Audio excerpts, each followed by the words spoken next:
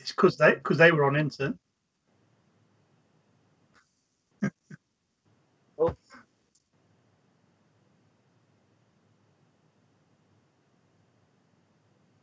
No sound from you, Phil. No sound.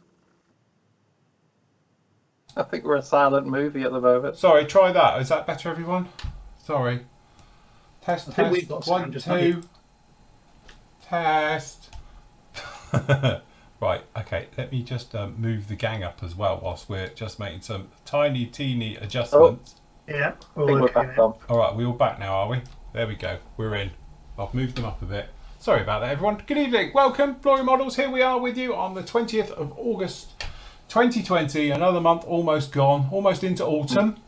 We've got Storm Ellen knocking on our door as we speak. Getting a bit breezy here, down here in the southwest, depending where you are. Over your side, Andy, it's all right though, isn't it? You had nice weather today. It's absolutely gorgeous here, to be honest with you, even though I've spent most of the day in bed. But look yeah, what you do in your private time. It's not for us to say, clearly. It's a shame the wife was at work. So yes. But anyway, good afternoon, good evening, good morning, wherever you are in the world. Obviously, hello to everybody in live chat. Usual thing, if you've got any questions for us, bits and pieces, please put them over into the Ask the Team area in the forum, and we'll answer as many questions as we can possibly get through tonight. Obviously, usual thing, we'll have a look round at your great work and stuff like that as we make our way through the evening. So guys, what have you been up to? Me, nothing. Right, apart from you, nothing. We need to talk about Mojo later, I hear. Hey? Apparently so, yeah. We have to talk about Mojo. Yeah, I definitely need some mojo going. I've been ill by rights 30 years. For a good couple of months, to be honest with you. For years, yeah. A good couple of months, and so like it seems to have been progressively getting worse and getting me down. So I've not done much modelling. I've started building a B40 Airfix one, which is absolute cracking kit. Really, really nice. And I don't know why. I'm sort of almost convinced that it isn't designed by Airfix. Right. It's that good. But yeah, sort of. Again, it's one of those that's got the hard plastic rather than the soft plastic. Mm-hmm. So it goes together nicely. The detail's nice on it, but just the way it sort of like goes together, doesn't sort of feel like Airfix. Mm-hmm. It's a bit weird. I mean, I'm sure it is designed by Airfix, but I wish they'd do more like this rather than some of the other things they do. But well, as we said before, sometimes their kit, shall we say, are let down with their injection moulding rather than the design, because. As I say, it's the Mark 14. There's loads of problems with that kit, but apparently the test shots are all perfect because it's done in different plastic. So it's just things like the way the wings go together. It's like the curved bits that go onto the fuselage are separate pieces, and then like the wing tops are separate rather than being into one. And the way the wing flaps are sort of like moulded into the bottom part of the wing, with the cutout on the top part, and it goes together really nicely, but it's not the usual way of Airfix. The way Airfix normally do it. We don't know. We'll have to speak to somebody perhaps who we know at Airfix and say to them, "Is this yours, or did you buy it in?" Yeah. So Is you it? never know these days, do you? No. Is it still made in India? Don't know. Does it still say made in India on the box, Andy? No, this one was The UK made? UK one, yeah. Perhaps that's what it is again. It's the pesky plastic in the Far East. Yeah, I don't know. It's weird. I heard they did a couple of kits in the UK. I don't know why they did a couple of kits in the UK. Moulded them here. Yeah, this is one of them. And it's better plastic. Yeah. And it does seem to be, if it is the harder plastic, the harder styrene, I always say it's like the chink test. So you get hold of your sprue and you do that.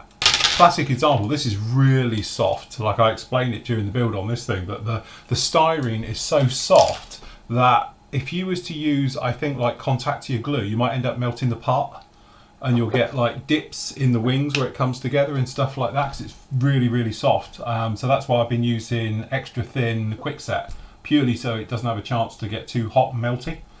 So, yes. Can I just say that Brett's mentioned in chat that the Sanders have cleared customs, so should be going up on the site tomorrow. Yes, I'm acutely aware. Brett, I've been speaking to the US Customs Department every day this week.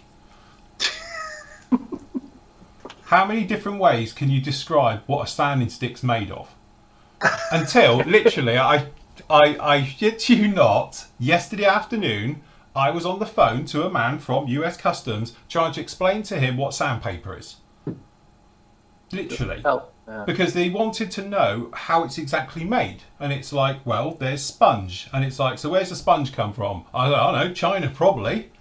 And they wanted to know the ins and outs of actually where the sponge comes from. And then it's obviously got a 1mm plastic core. And then it has more sponge, and then it has the sandpaper, and then it's hot laminated all together. And then I even had to describe how the printing process worked before they clear it. It's a load of bloody sanding sticks, for Christ's sake. Amazes me the wash made it through no problem at all. They didn't even hesitate, you know. But as I say, a few hundred sanders, and they're like, nope, we need to know what it is, where it is, and everything else. So I was like, right, okay, never mind. You've got to stop writing plutonium on the customs label. This is it, yes. Yeah, big warning triangles all over it and everything else. But yes, I'm glad that they're finally on the move, shall we say, because I was getting a bit concerned because I was going to do a recoil on them at one point, say, look, just send them back because it's not worth the hassle. So yes, anyway, glad they're on the way. Thank God for that. Every now and again they get stuck and you get some jobs worth who wants to know everything about it. So I said to him, why don't you just cut it open and look at it? Because they're x-rayed it. So I don't know if they actually did. Brett will have to tell me if it's got a big yellow's custom sticker over it. So, never mind. Anyway, Nate, how are you? I'm alright. I've finished a model. Another one off. I've not done photographs yet, but Look at that. Tamiya. I know we talked about Tamiya yesterday, weren't you? Yeah. I've done 72 I'm having a look. G6. Right. The recent one. That got stuck on the bench for, oh God, months. So I just decided to finish that off. And we'll talk about mojo fixing because this killed my mojo, this kit, and I did have a solution to that. And then I haven't touched this. I say don't touch it because you might put fingerprints in it. I've been spraying my Red Baron. Yes, it's not quite the wacky races, although it does look like it. It's just gonna, I think overnight it'll be completely dry. I've managed to cover completely all the pre-shading. So now I'm going to have to post-shade it. But never mind. Fine. Never mind. But I sprayed it round all red from Colour Coats, and it's gone down. The pigment was so strong, it's literally obliterated the pre-shading. Well, say that's good. Very, very nice. Again, thing is with that, you could do similar to what I did with the Sopwith Camel. Just give it an oil wash, and then buff it. And you could just go anywhere with it then. Just put a neutral grey over it and just buff it back. Work well on the red. Yeah. So yes. With me, I've been with hurricane season upon us. So we've done this little guy. Hold on, if I get a different camera up. Because trust me, even on the close-up cam, it's not exactly close-up. But it's closer a cam. So you can see we've got nice details coming down in here. So we have the wing section is all done. And it's all in. And you can put the gear in afterwards, thank God. And the actual fuselage section, and again, fully detailed interior. It's got a clever little decal design with 2 sheet decals. So what happens is you put the first one down, and that's got like the back of the dials, and then you put the top one on, it's got colour, and then the hands.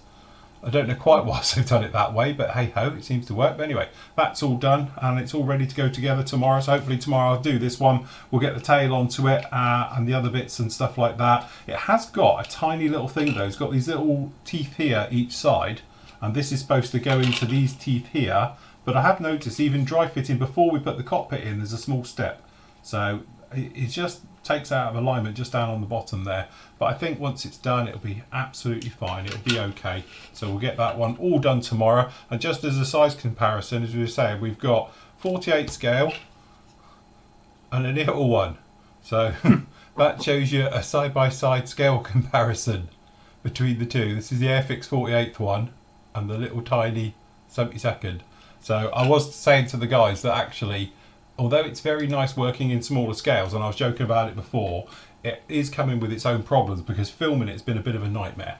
Purely because I've got to zoom the cameras in further, and then I'm finding that I'm looking in because I'm having to see what I'm doing, and even though I've got my magnifiers on and all the rest of it, whereas before I might be a little bit more relaxed and sit like this doing it, I'm more like this to try and get it all in there. So yes, I think 70 seconds nice, don't get me wrong, it's beautiful, detailed and everything else, but from a filming point of view and everything else, it's a lot easier working on something this size and going amongst it than it is that size. So but yes, all good stuff. Like we said before we came on, though, it'd be nice if somebody did a mainstream company did a 30-second one.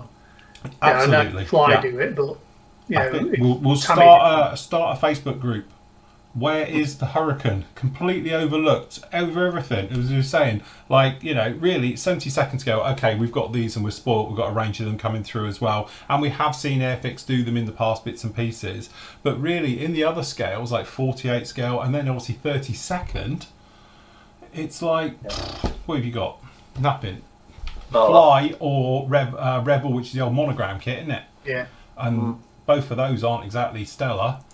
And in 48 scale, and like Nathan was pointing out, it's one of those aircraft, everybody's used it, including, what do we work out? Japan, Iraq, Yugoslavia, Iran, Egypt. Yugoslavia, all Iran, weirdo Egypt, places you'd never think of. They've all used it. So you'd think of the amount of markings you could do and all the versions, and no one bothers. So we're thinking, is it the ugly mate at the party? Definitely. No one wants to talk to it.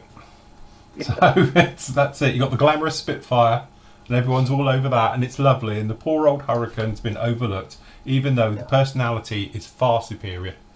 So yes, don't know. What do you guys think in chat? Let us know. Do we need to start a boycotting of getting this particular aircraft some love? I think it needs lots of love. So yes. Good. Speaking of love, reviews for you up at the moment. Obviously today the Chieftain has gone up as well, so that is up there. That's a 2-in-1. Again, 70-second scale, palm scale. Literally, it will fit in the palm of your hand. You do get 2 kits in there. I have to say, going through it, and I had a look after I did the review as well, it's incredible because they actually done the 35th scale one. It goes together the same as the 35th. Even the photo etch for the internals around all the baskets and that goes the same way. Everything is exactly the same. So it's like how they shrunk that down is amazing. To say 48th would be one thing, but to go down to 72nd, the only difference obviously is you get photo etch for the bars, the side plating, and it's in scale as well. So it's very nice bar on the sides of those. So it's very, very nice. And then obviously up tomorrow, which will go up probably in the morning, they got the Lysander as well, which is, you know, it's the old Gavia kit, as we were saying. Say old, it was like 2001, I think I worked out. But really, really nice, no problem at all. Don't be put off by the shiny plastic, because when you first look at it, it looks quite shiny and quite plastic. You know, as in, I know it's a plastic kit, but you know what I mean by plastic kit. It's not like this that looks like CAD. But actually the details are very, very nice in that one. And again, Edard have done the usual. You get very nice resin bombs and everything. But the big difference is this one, although it's not really made a thing on the box about it, as you see down in here, half the markings are in finish. And you get skis. So you get resin skis for it and all the sort of winter bits and pieces. So again, very, very nice. Which is a shame really, because it's quite interesting on skis and they just put the standard RAF one on the box. Yeah. So, you know, it's major selling point and they didn't think to put that on the box. So yes, definitely. Anyway, right, okay, so this week we have been busy looking around at your great work as always, and we've worked out you're all far, far too good at this hobby and we think you ought to stop. Because speaking of which, Les has done, like we were discussing earlier, it's like buses. You don't see a Viking for years. And then all of a sudden you get 2 at once. So Les has done one as well, and as you can see from his list of everything he's thrown at it, pretty much the kitchen sink. Okay, but he's done a brilliant job on this one as well, as you can see right the way through. Fantastic.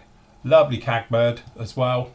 So we've got all the bits and pieces going down in this one to sort of bring it up to spec. And it just goes to show, because this kit on its own is just nothing, but you throw some bits at it, nice good colour scheme, nice markings, nice paint job, things like that, and it actually turns into an absolute mint, beautiful kit. So as you can see, nice job.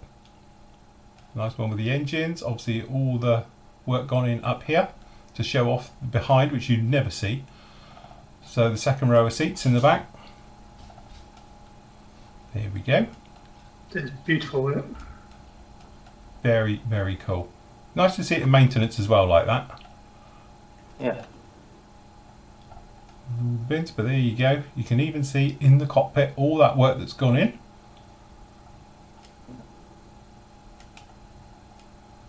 Very nice. Very, very nice.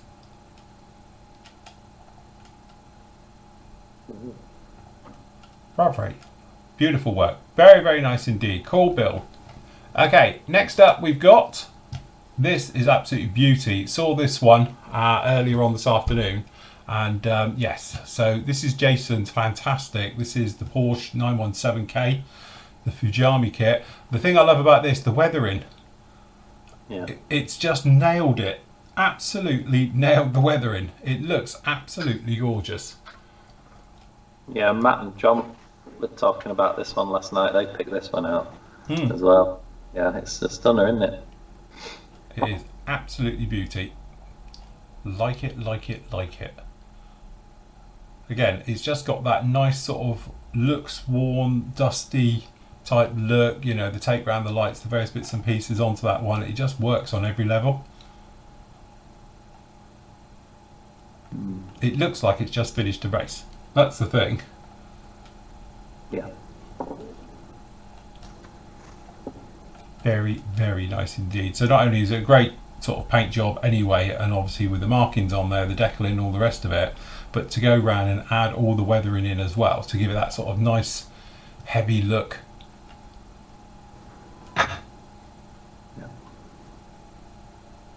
I do like them when they're weathered a bit. It does give them a very nice dimension, doesn't it? Yeah. Movable doors as well, the fit on those. Yeah. And again, it's the work on the inside of the doors with the flocking. Isn't that what they call it? Yeah. James said he's sure it's not a real Porsche.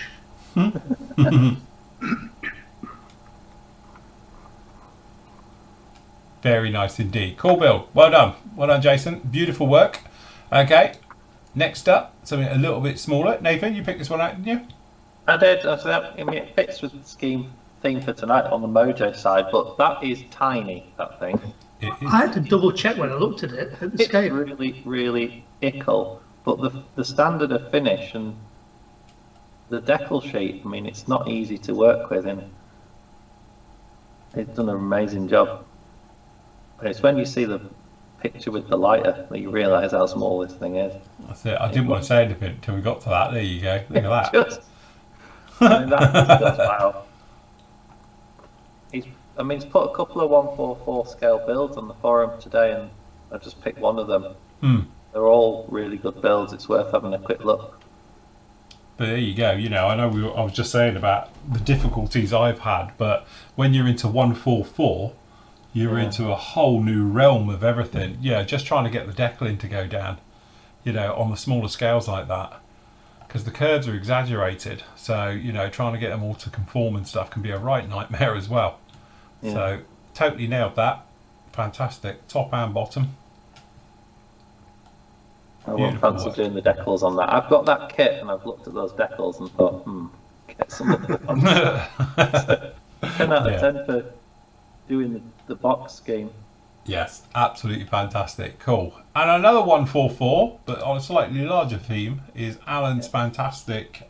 This is the Airfix, old Airfix 747 100 series. Beautiful finish on that, isn't it? Yeah. Alan's doing a few of these Boac builds, but again, just picked one out. This one's lovely. feeling somewhat nostalgic for the 747 now they're being taken out of service I myself. say they've all gone now, really, haven't they? Yeah. So I've had a few nice flights on those. Not this one, but the 400. But again, it's just flawless finish.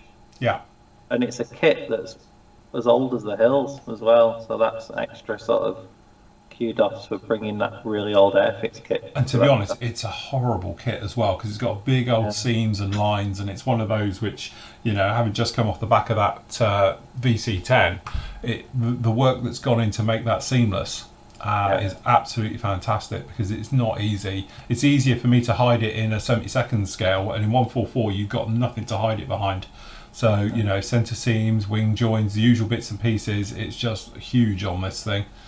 So yeah, very, very nice job, but love it in the old BOAC scheme. It's one of those classics, and obviously they did was it a 400 series? Yeah, they did, yeah. Did the Kate was in that livery, wasn't it? And then sadly it's been pulled already, so Yeah. yes, Yeah. a shame Quality indeed. work on the engines is good. Yeah, beautiful work. Well done, Alan. That's fantastic on that one. Cool scheme.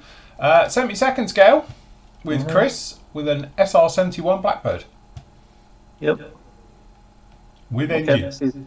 we all talked about this last night again. Like Matt and John wanted to have this on the show next week.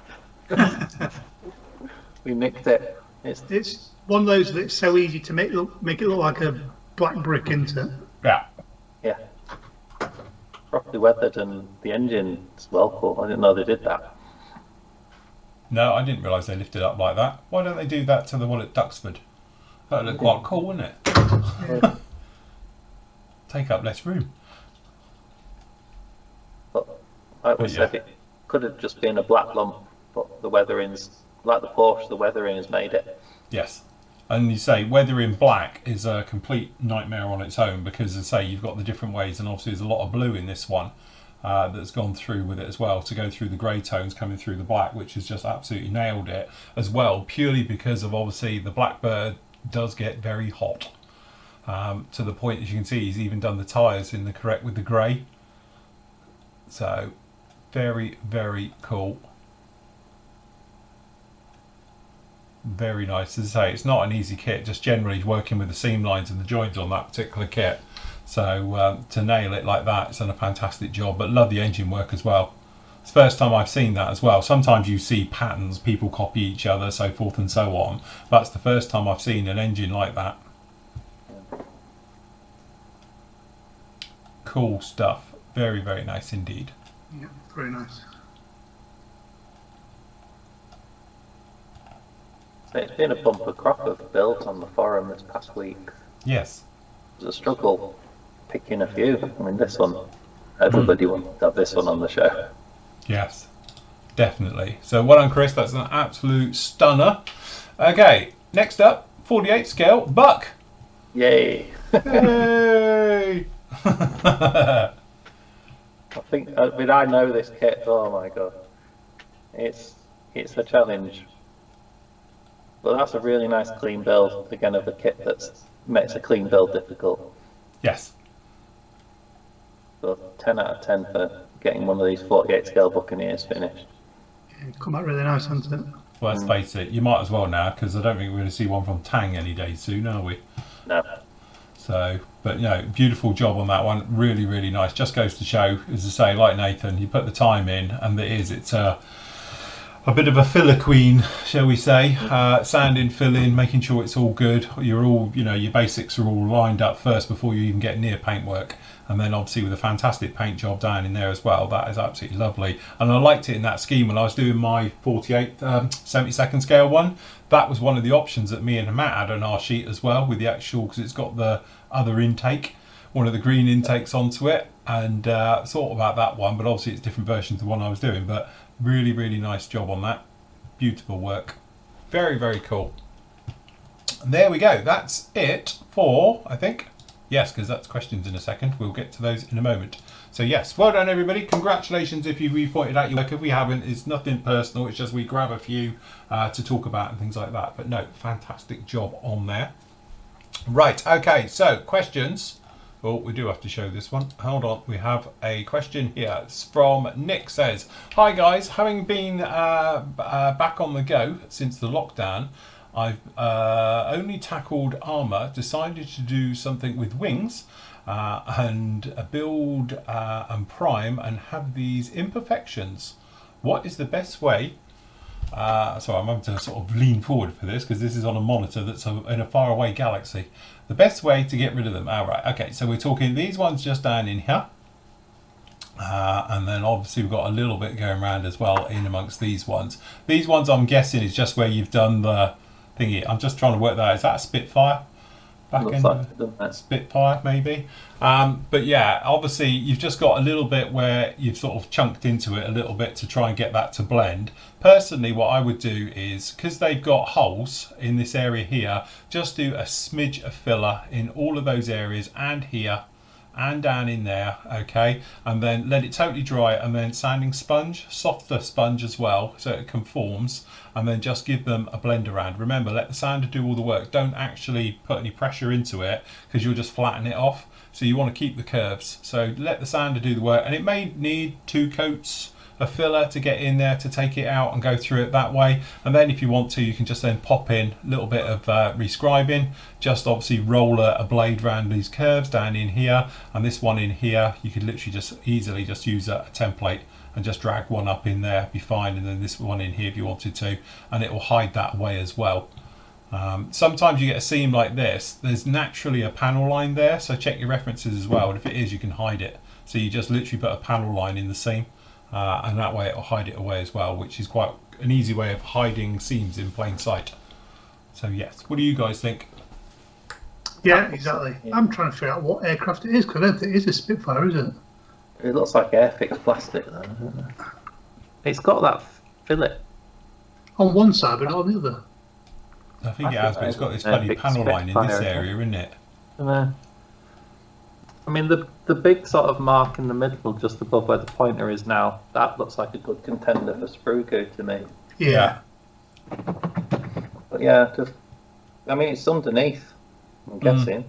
Yeah, It's one of those things that's always put me off building aircraft, because I always used to do the same. I used to build armour, and I built a couple of aircraft and think, oh god, I'd rather put together tracks than mess around with seams. But once you get used to doing the seams, it's like second nature, and it's just one of those things. It's the bugbear of aircraft compared to, like you said, putting tracks together on armour. You have to do it, and it's one of those things. But once you get used to doing it, and from an aircraft guy who got into armour, I'd rather do that than tracks. Yeah.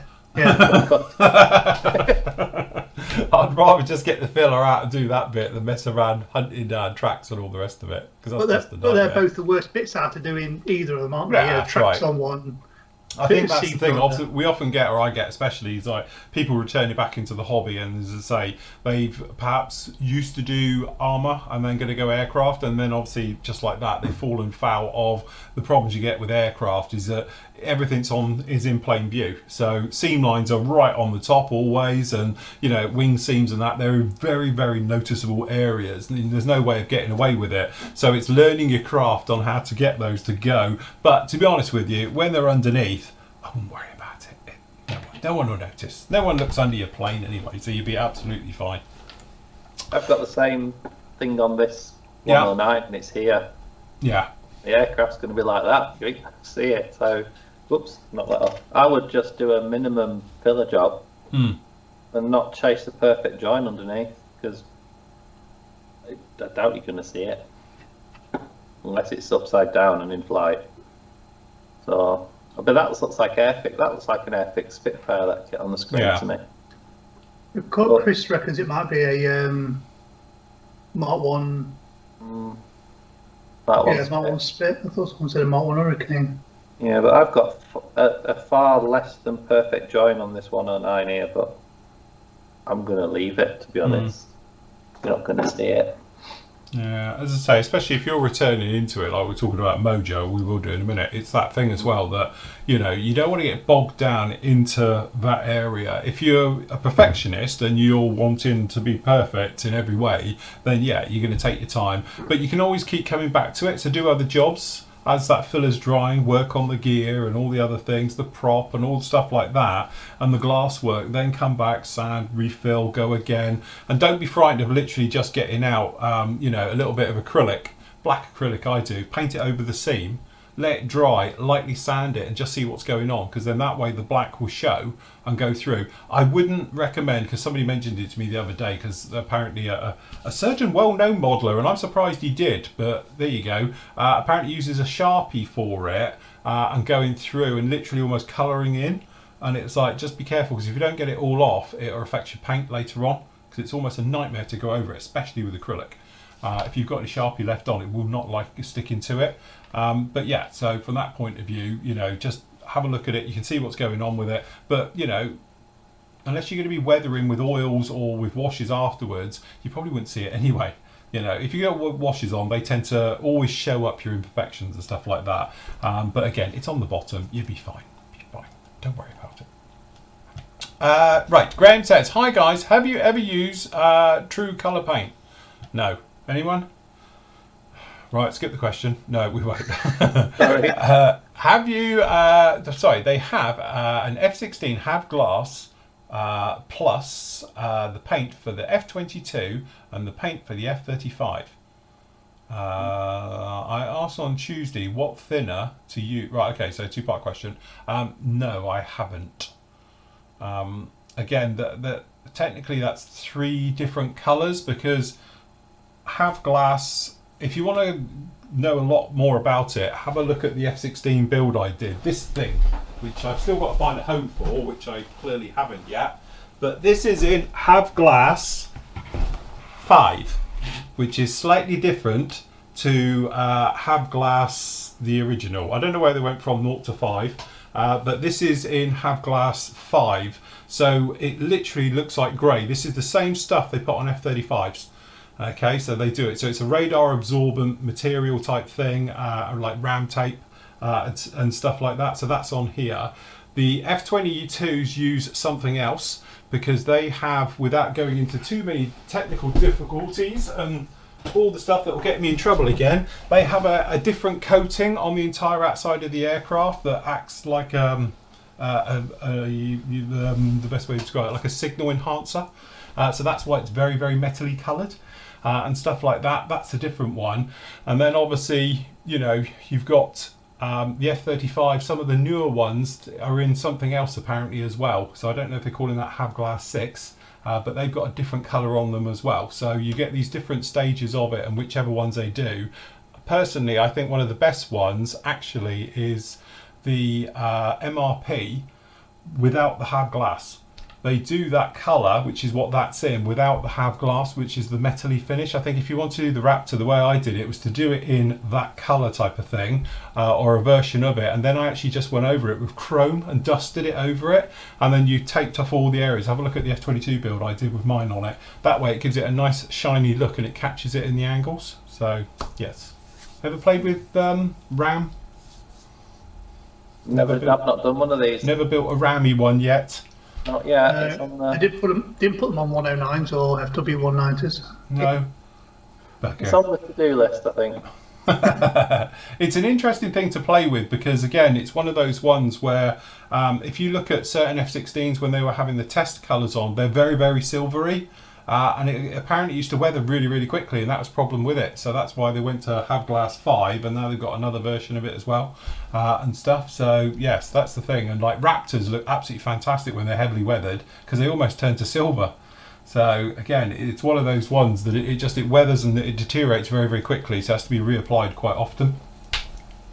Okay, so on Tuesday he asked what thinner to use with AK Real Colour.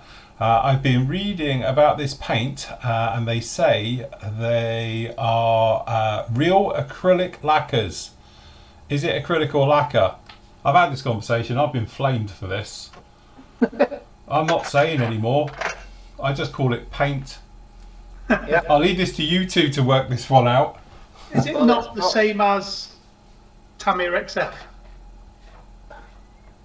It's guns, isn't it? It's got the flame thing. It's like Tamiya paint. It's got the flame warning on it. It's not true acrylic. But basically, you can thin it with any lacquer thinners, can't you? I thinned it with self-leveling thinners. This is the aircraft one. I don't know if it'll thin with X20A. It will thin with everything, so I've done it. I've thinned it with everything from water to lacquer thinners. You can thin it with anything. Okay, I will bite, but I'm not going to go technical because we've got members who are like nuclear physicists who will explain this better than I will. Acrylic is the paint. Yeah. Okay. It's the medium, isn't it? It's the actual the paint itself. All right. The carrier, if you like, which can be either an acrylic like water-based, or it could be enamel-based, or it can be lacquer-based, or alcohol-based, or whichever it is the lacquer bit. But technically, the easiest way, I suppose, to do it, let me find a good example in here. Hold on, I've got one of these good ones here. Let's find a good one and not shake it. Okay, so that bit, the light bit at the bottom, that's acrylic. This bit all at the top is lacquer. So that's in layman's terms, and that's as far as I'm going to go with it, because otherwise I'll get in trouble again. And I'll be accused of spitting lies and disinformation and everything. So, but yes, basically that's how it actually works. The medium that they are in, which are these, because I've got boxes of them here, is technically, I do believe they are alcohol based, aren't they? So I think they are somewhere between like Tamiya's are and everybody else's. So yeah, but these were touted at the time that you could be thinned with anything, wasn't it? So I did test it. When we did the on test with them, I did them with water through IPAs, and then we went through, you know, obviously normal acrylics, everybody's acrylic ones, and then through lacquers and stuff like that. And it worked with pretty much everything. It worked really well with IPA and lacquer. So I'm thinking it's alcohol based at the end of the day, but it has got a flammable symbol on it. So yeah. Yeah, I thinned it with this stuff. Worked really well. It worked. It was most like guns to me, with the colour guns stuff to me. But it's nice paint. So you say he's trying to figure out what paint to replace my Humbrol and Model Master enamels. I'll keep them because at one point we will go back to using them, because that's what we do. It's like fashion. One day we'll all be out running out buying Tindlets again, saying it's fantastic. But till then, I'll still keep with Hataka and my Tamiya lacquers. Yeah. Okay, Lynn says, Phil and team, I need to first say how much I love the forum. Why, thank you. I've learned so much from the last couple of years since joining that I can't say thank you enough. It's our pleasure. It's what we do. I'm trying something for the first time. I need a little information. I'm going to try and fade my paint. I was wondering if to fade the colours before I decal. Okay. Right. Okay. So this comes up a lot. Again, this is one of those areas where it's a little bit tricky, because I'm going to contradict what I normally say. If you're going to fade paint colours, then you'll do that in the painting stage, because there's no point sort of painting the entire thing then sort of fading it. So you might as well do it as you're painting it. So there's two different ways of working this one through. Okay, you can either say paint the entire thing, like you finished off all your camo work on this one, come along with oils and blend oils into the surface of it and lighten the colours and darken the colours, and you can do post shading into those as well, like very much the same way as I did the VC10 by, you know, basically putting oils on top of the paint, okay, and going through that way. Or you can physically weather the paint colour before you spray it on, so you've got a more weathered look. So there's different ways of doing that. Again, you can just put down a base colour roughly all over it, and then you can mottle in with a lighter shade. Okay, so if you were doing greens, you might want to add a little bit of yellow to it to lighten that green coat up to give it a more faded look, and you can go in and do it that way. The thing is, if you have got your markings on there, and that's assume it's roundels or it's like, you know, stars and bars or red stars or whatever, those are going to be completely different colours for fading as well. So you don't want to do those on the actual aircraft. So you want to keep that separate. So I would say do all your paint work and fade and weather in. What you will have to do though is to weather the decal into that situ. Unless you're telling a story like it's just been repainted, its markings onto it. Japanese famously had it all the time being done to them. Okay, other nations didn't care so much and they used to fade away and get chipped away to hardly anything. So it's personal preference on the which way you want to do it. But then you've got to look at how am I going to weather then that roundel, that say, you know, blue and bright red circles, and make it as weathered as the rest of the model. So then you've got options perhaps of sanding the decal to wear it down a little bit, or come in with oils and then try and weather them in to bleach them out, even by post shading them as well. So you come with just a slightly lighter blue and you can then go round and do those areas as well and go right the way through it. So it's one of those ones where it just depends on how you're going about it, what the markings is. You know, if it was something like I did on the A10, it's just black, that's not a problem. But if it's different colours, you've got to work out how you're going to weather it and go through it like that. How do you guys weather your decals, your markings? I do it like you said, so like do as much of the paintwork as possible and bleach and fade your paintwork as you see fit. And then when you decal it, but then weather the aircraft with the decals on to make it uniform. Otherwise, yeah, so that your decals like blend in and look as aged as the rest of the aircraft does. So I do the paintwork first, put the decals on, and then, like you said, use oils, pigments, etc. After filter washers on top of everything else to blend it all in and make it look uniform. Yeah. It's one of those ones where I don't think it's it's a type of situation where you would do it the same way for everything, because certain things, you know, to be honest, roundels are quite straightforward. You can just sort of weather them in. I tend to sand them a little bit, and like we've done on here, it's had a little bit of weathering over the top of it. They're quite easy to work with. But if you were doing something like, perhaps you were doing a Russian aircraft that's really worn and beaten and chipped, the last thing you want is a bright red star stuck on it. You need to do something with it. So, you know, you might think, well, I want to chip the physical star as well. So you might take out a blade and cut the actual decal to chip it a little bit, perhaps sand it in a little bit, and various things to distress it, fade it back. So you might think I might just post shade a little bit onto it. So you could just make it a template, you know, over it a little bit just to help so you don't get any overspray on, and just do some lighter shades onto it just to break up the red star, the various things like that. So again, it's one of those depending on what is. And again, armour, totally different way of doing it, because of the armour you can then properly chip it, properly weather it quite heavily and stuff like that, because you're not doing so much fading work on tank markings as you are on aircraft markings, for instance. So yes, some aircraft during the Second World War, especially say like Luftwaffe aircraft, where they have the mottling on. A lot of the time the national symbols would have been on originally, then they've done the mottling, and so sometimes it might overlap the you get a bit of overspray in it. Yeah, it's you have to. I think I mean, the thing to avoid is having a faded paintwork and bright decals. So I think what I've done sometimes to knock silver in on the head a little bit is when I put the varnish on, put a bit of paint in it, only a tiny bit. So I'm varnishing with dirty varnish, and that's just like filters, and that can knock the brightness of the decals back.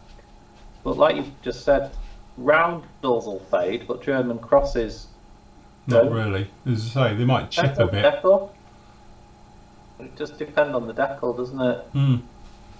But again, it's one of those, there's different ways to do it. Another technique I used to do was I used to literally get a little bit of pastel on a bit of sandpaper, rub my finger and then rub it over the decal to really just to stress it down. So, and to get it to bite a little bit moist, when I used to put a flat coat completely over the model to finish it. Again, I don't tend to do that as much as I used to, but then obviously it's got something to bite into as well. So when you rub it over the decal, it's got plenty of grittiness, and it actually gets stuck into it. And then that way you can just then brush it over with a dry paintbrush, quite a stiff one, just to wipe some of it away, and that way it gets caught in obviously the panel lines around riveting as well, and it just makes it all look nice. The worst one you can get, and I think, you know, and again you look back and it's like, ooh, I've done it myself, is that US Navy, you get like a Phantom and it's all weathered and everything, and you've given it a panel line wash, and then people put the decal over the top, so the panel lines go like that, and they just stop.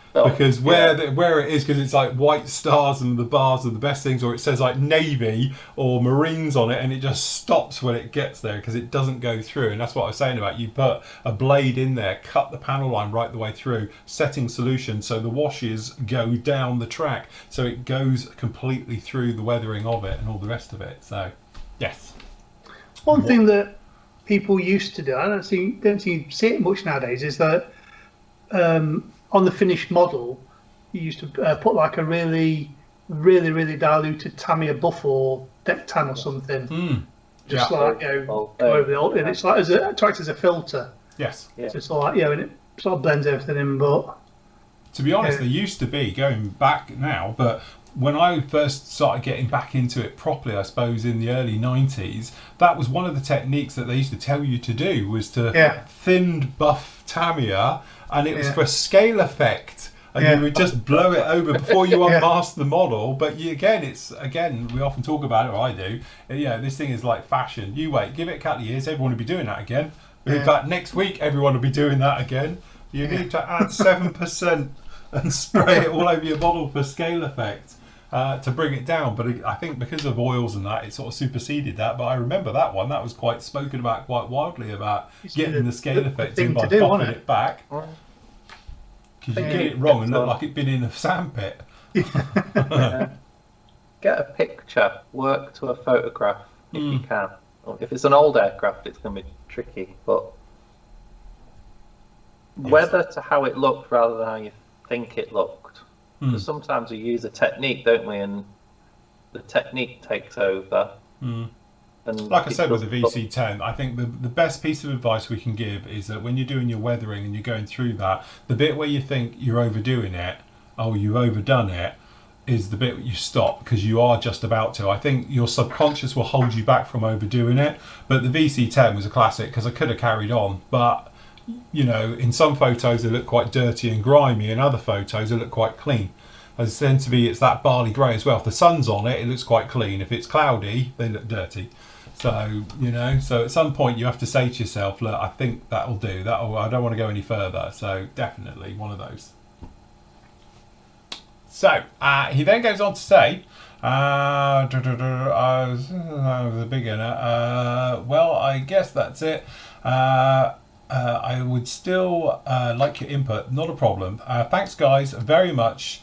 That goes for everyone on the site. You're all amazing. Thank you, Lynn. Thank you. It's our pleasure. Okay, this is one definitely for Andy, because he got me into this. Just picked up some Mr. Colour GX100.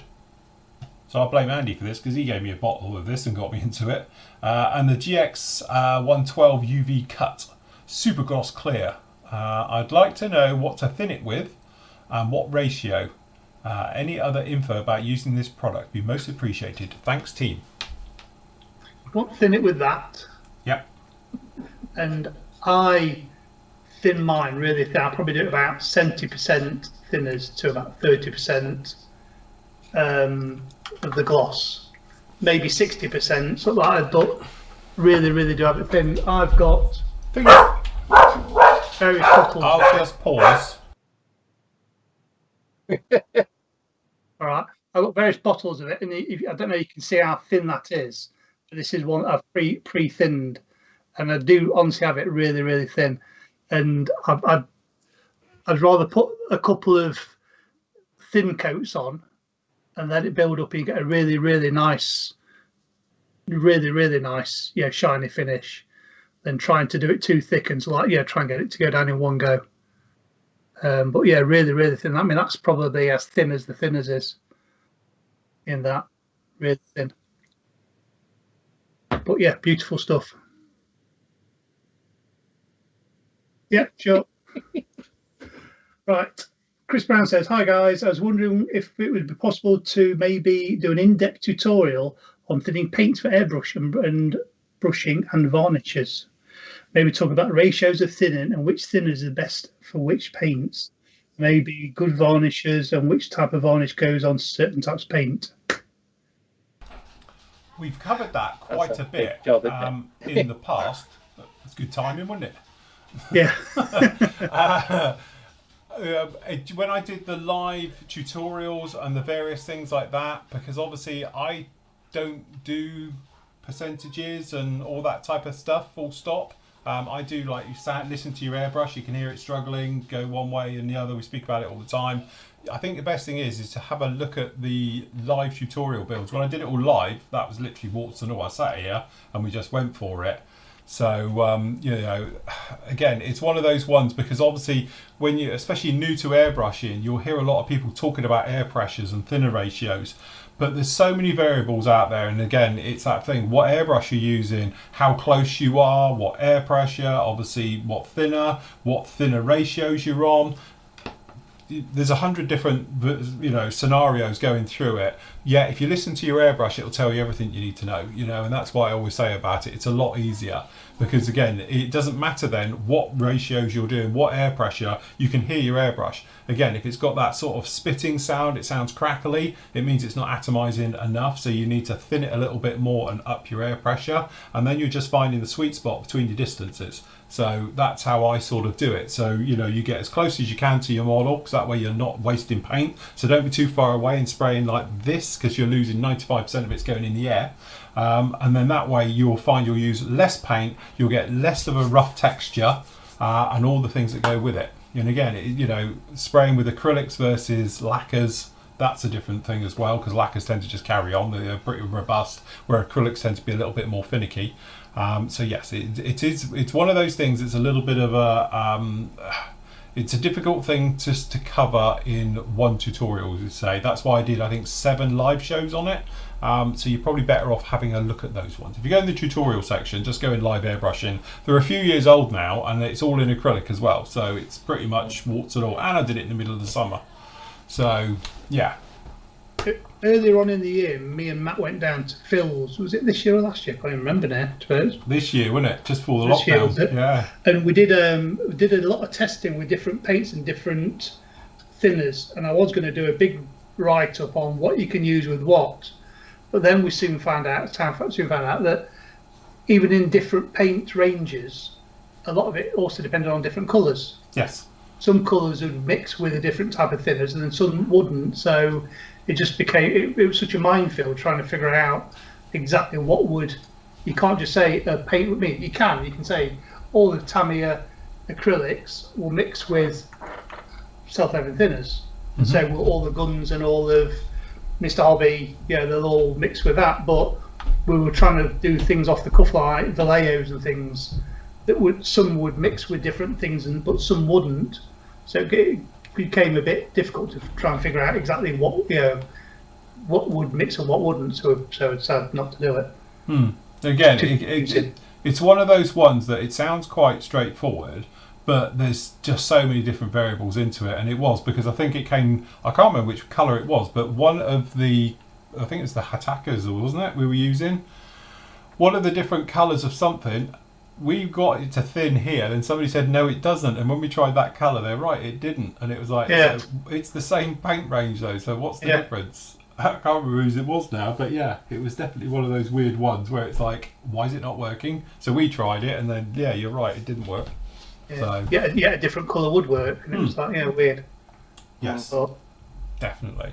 But again, it's one of those where go off and have a look at that one. It will give you a great insight to it. And then later on in the year, when the weather turns crap again and all the rest of it, I'll probably do a more of a sort of a basic, and then an intermediate, and then an advanced airbrushing thing. So I haven't done one for a few years now, so they need to be updated and done. Because obviously, clearly, all those videos I'm using, I think we're using Model Air. So that's a few years ago since I switched off of that stuff. So again, using different ones that we got down in here. Tamiya, put it this way, Tamiya lacquers wasn't even available then. It was just a glint in someone's eye. But as for what varnishes you can use, I mean, you should be safe with any varnish as long as your base coat is completely dry. Yes. But it has to be completely dry, because a lot of us have fallen foul with Mr. Hobby Aqueous. Yeah. If that doesn't dry 100%, you're trying to put a varnish on top of it, you'll end up with what we call the eggshell effect, where it's like it's still drying underneath and it causes crazy crazy paving patterns all in it. Yeah, it looks like dried mud, doesn't it? Yeah. Yeah. Yeah. But again, we just talked about it. I mean, I still think that's one of the better go-to. And to be honest with you, my sort of go-to one has been this last couple of times, because I used it on the VC10 as well, is Hitaka's flat coat's quite nice, and their gloss is really nice as well. And their gloss is uber thin. It's proper thin, their lacquer. So when you put that down, it literally is very, very shiny, very, very thin. So it doesn't take long to dry either, so that's quite a nice one. So I sprayed enamels for the first time in years, and that's what I was doing before I started spraying. Yeah. Testing, and I was adjusting the thinners, making it thinner. So but it's different, isn't it? Yes, that's what I get your airflow right before you let it near your model. Yes. Like I always say, it doesn't hurt to either have a buster or just a sheet of paper and practice with. Because a lot of us, we just pick up your airbrush and you're doing it, but very few of us spend a good couple of hours just experimenting with different styles and things, because you get a little bit sort of typecast almost into doing a certain way, and that's how you do it. But it doesn't hurt to experiment with turning down the air pressure, getting a lot closer, and then backing off, and then you can get a better and a greater understanding of how your airbrush works in different environments. Just moving away a couple of inches can make a massive difference, especially if you're doing gloss work.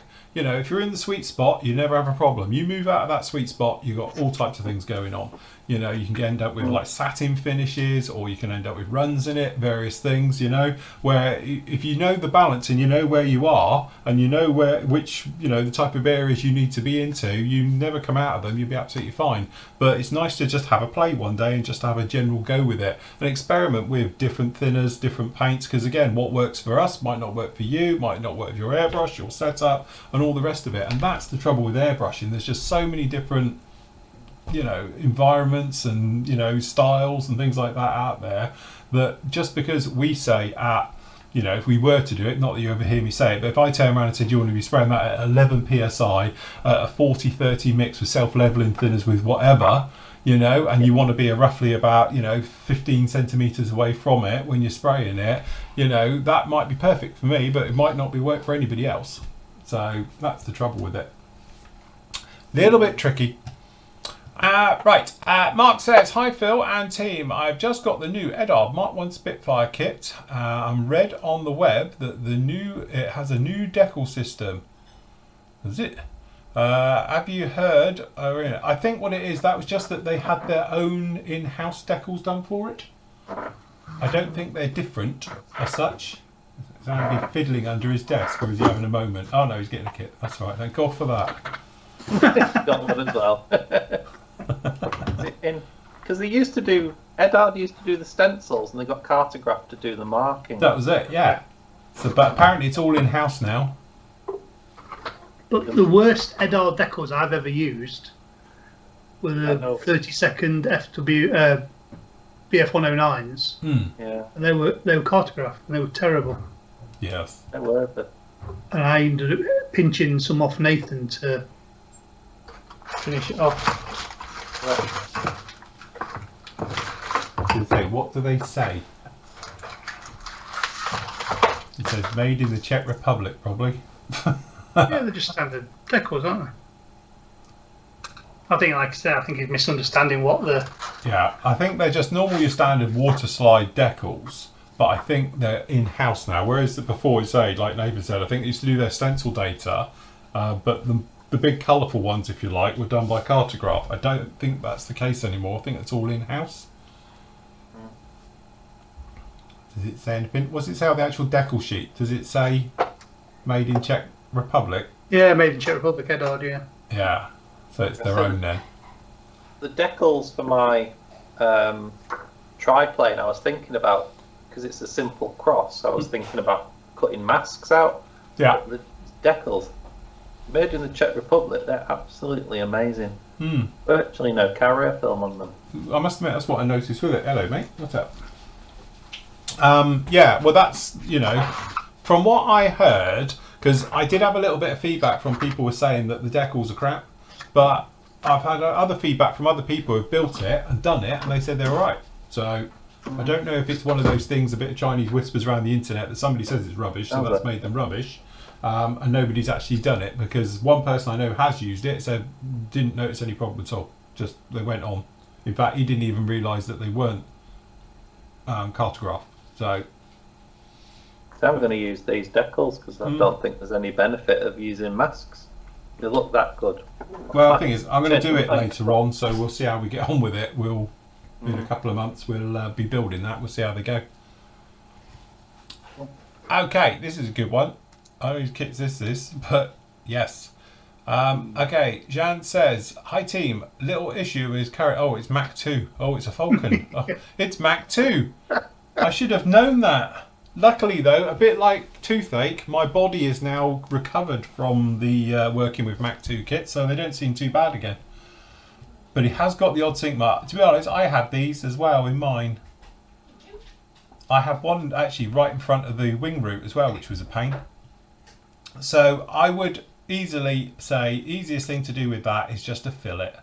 Seriously, just get a load of filler, stick it all on here, and then just swipe across. And it'll probably take 2 lots, and then you'll be fine. But there's no way of getting around that. The only other thing you can do realistically is to sand it until it's gone. But you probably take away too much material. Yeah.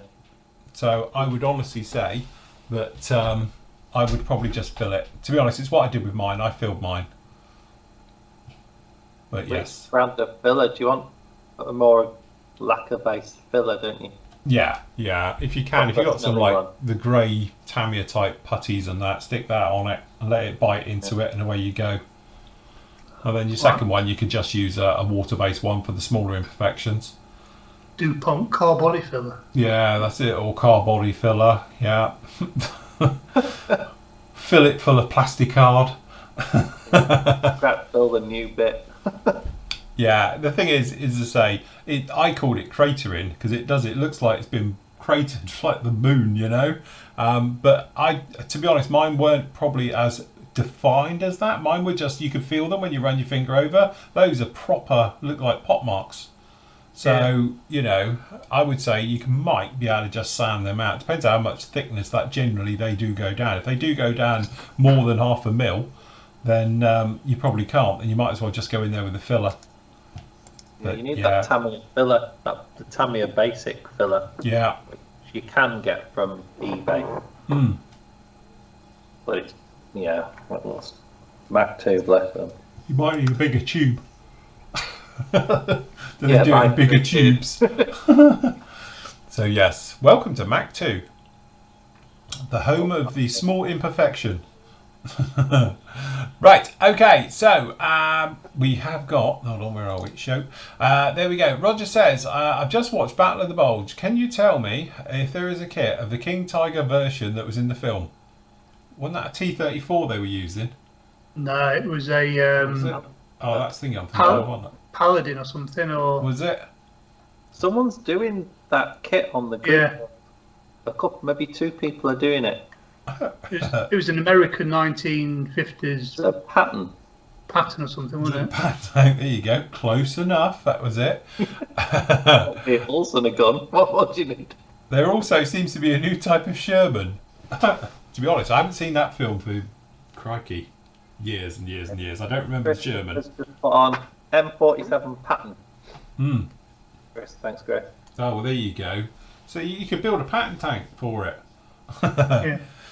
Seriously, I have a question about tank tracks. I have completed the tracks for my Riffield Sherman, all 900 parts. 900 parts? Jesus. The wheels all have a solid rubber tyre. Is the part of the track that these run on also rubber, or is it metal? Metal, isn't it? Sherman. The inside of the road wheels on the actual track. Metal. Oh, the metal, aren't they? It's It's only on the outside. They have rubber bricks, isn't it? Yeah. Come on, Andy. You're a military man. You should know this. Yeah, they have. Thinking about night. They have rubber on the road wheels, though. Yeah, they have rubber around the outside of the road wheels, but it's not on the track, though, is it? On the inside of the track. On the track, no. On the inside of the track, it's metal. No, yeah. Yeah. Night Shift, I know we shouldn't give other YouTubers too much credit, but he's done an amazing Sherman, and he weathered it to metal on the inside of the track. It's a good build. That's what I was saying about the other day, because we were talking about it, that Challengers and that during the Gulf War, everyone does them with like rusty and black tracks. Actually, they were polished on the inside because of actually running around in the desert. And the standard joke used to be, you'd know anybody who's actually been there would have seen them because they polish like a mirror. They are really, really nice because they're running on sand and rubber. It just cleans them beautifully. And like the sprockets and the idlers are absolutely like mirrors. They look gorgeous. And they were saying, so you get people, and if they do it and like spray it all up, you know, as I say, that's a bit of a schoolboy error because they're usually polished. So yeah, inside of the tracks will be metal colour. Yeah. Cool. So anyway, he's only going to slightly weather it. I would literally dry brush it metal on the inside, just around the inside of the track, and away you go. Be good to go like that. Because again, it's one of those things. It's all the dirt and grime and that will just keep it. You know, all the time it's moving. If it's laid up, it'll go rusty. But if it's moving, should be keeping it nice and shiny. Alan says, "Okay, I have a 1/48 scale vac form B52."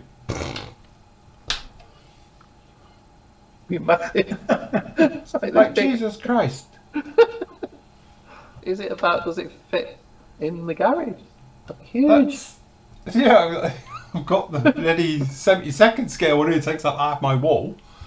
Jesus Christ. Anyway, he plans to start early next year and then finishing sometime in the millennium. The plastic is between 1 and 1.5 mil thick and quite sturdy. As I've not done a vac form kit in many years, any hints, tips, or advice would be welcome.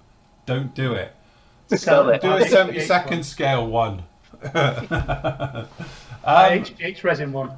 Oh yeah, if you want to go down that route, yeah. But how much did we say that was? £1,000? £1,000, isn't it? Is it? There you go. See, there you go, Alan. Save up, and you can have a nice resin one, which is actually it's fiberglass, isn't it? I think a lot of it. Yeah. It's horrendous. So. Yeah. Right. Okay. So vac form, you've always got that thing where you want to make sure you know where you're cutting before you do it. So I think we spoke about it before. If you've got hold on, funny enough you say that, I happen to have something here.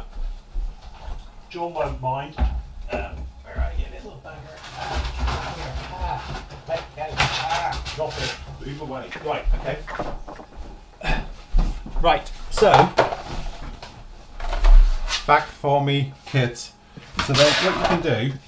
John's already done it on this once, but I'm going to do it again. If I can find a pen. Take your Sharpie by the hand, and then literally you just go around the edge and just pushing against it lightly. Don't go over the top like I just did. So you end up, hopefully you can see it, like that, and then cut it on the black, preferably sometimes to the outside of the black line as you see it. That way it's giving you then basically 1 mil wiggle room all the way round. Okay, and then you can literally just go round it, and then obviously same with the fuselage. You just sort of whip round in here. Yeah. So you just whip him round like that, and that will give you 1 mil wiggle room for once you've cut it out. And then once you've cut it out, I think the easiest way is to literally get a big sheet of paper, sandpaper, and glue it to a piece of wood so it's flat or down on here. Don't wrap it round because it always just lifts up. So glue it down with the old spray adhesive. And once you've got that cut out, you just place it on the top. And if you use a little bit of like blue tack and that, stick it onto the part like that, and then just, and it'll keep it flat. And try and keep it very much a bit like doing thing you'll be doing, photo etch. If you keep it flat, as soon as you start to get curves and that, becomes a bit of a nightmare. But then that way it's quite good. The trouble you've got, and you're going to find, is like obviously like in here, there's nothing. So you need to build up formers in the inside, and you're going to have to put formers in right the way round. You can buy these little tools, and they're like got pins on, and you can just put them in, and it will give you the shape. And then you can cut them out and then put them in. and you can do them as formers and that. But obviously the big thing is you're going to have no internal details to them whatsoever, so you have to put it in. The biggest problem I think you're going to have, and to be honest, we did speak about this earlier, was, as Nathan's got it in his hand, look, is cane. Tell he's a school teacher. Anyway, is for the You know what? for the I'm wings. thinking wood.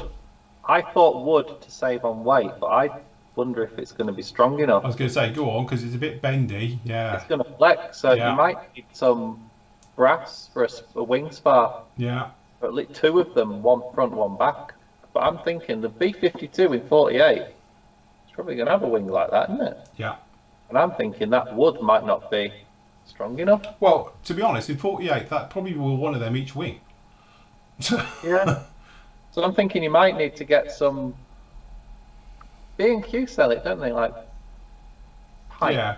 Yeah, so aluminium rod and stuff. Or aluminium rod for a wing spar. But when you put that black pencil down, you sand to the black mark. Yeah. But when it disappears, you stop. Yeah. Definitely. But I'm thinking you're gonna have to put spars in it. So you're going to have to put something, like, because bulkheads and- the big thing is, I think you're going to have to put formers in the wings, and then your spar's going to have to run through it. You're almost looking at like the way RC stuff goes together, because otherwise it's going to be a bit floppy. What about expanding foam for the fuselage? Yeah, you could do that. The only trouble with expanding foam, and I've tried it before, is that it expands. Yeah, wouldn't be the first time I've come in the next morning and it's exploded. Not so much with this, but when I do the prop stuff, I've used expanding foam before, and yeah, it's come out either of every orifice and it's everywhere, or it's blown it apart. So, Tell you what, it's going to make a Mach 2 kit look like. you're a brave That'd be man, a kit. Alan. If you intend to have a go on this one, then yeah. Yeah, that'd be a long project. 'Cause that'd be a mode. I'd be tempted to buy a couple of mini art buildings to practice on first off. Yeah. They're back form, and so like, it will get you used to marking them out, cutting them, and so like, and joining them together Yeah. before you attempt that. Yeah, get some of these rare plane ones. Yeah, or cheap. You can get these on eBay. But do you know what? They cost more than you think they should these days. But yeah, once you've got the parts out, you're back to standard kit because the plastic's usually really good quality. Yeah. It glues nicely. Again, like, Except you've got no. as I say, it's thick.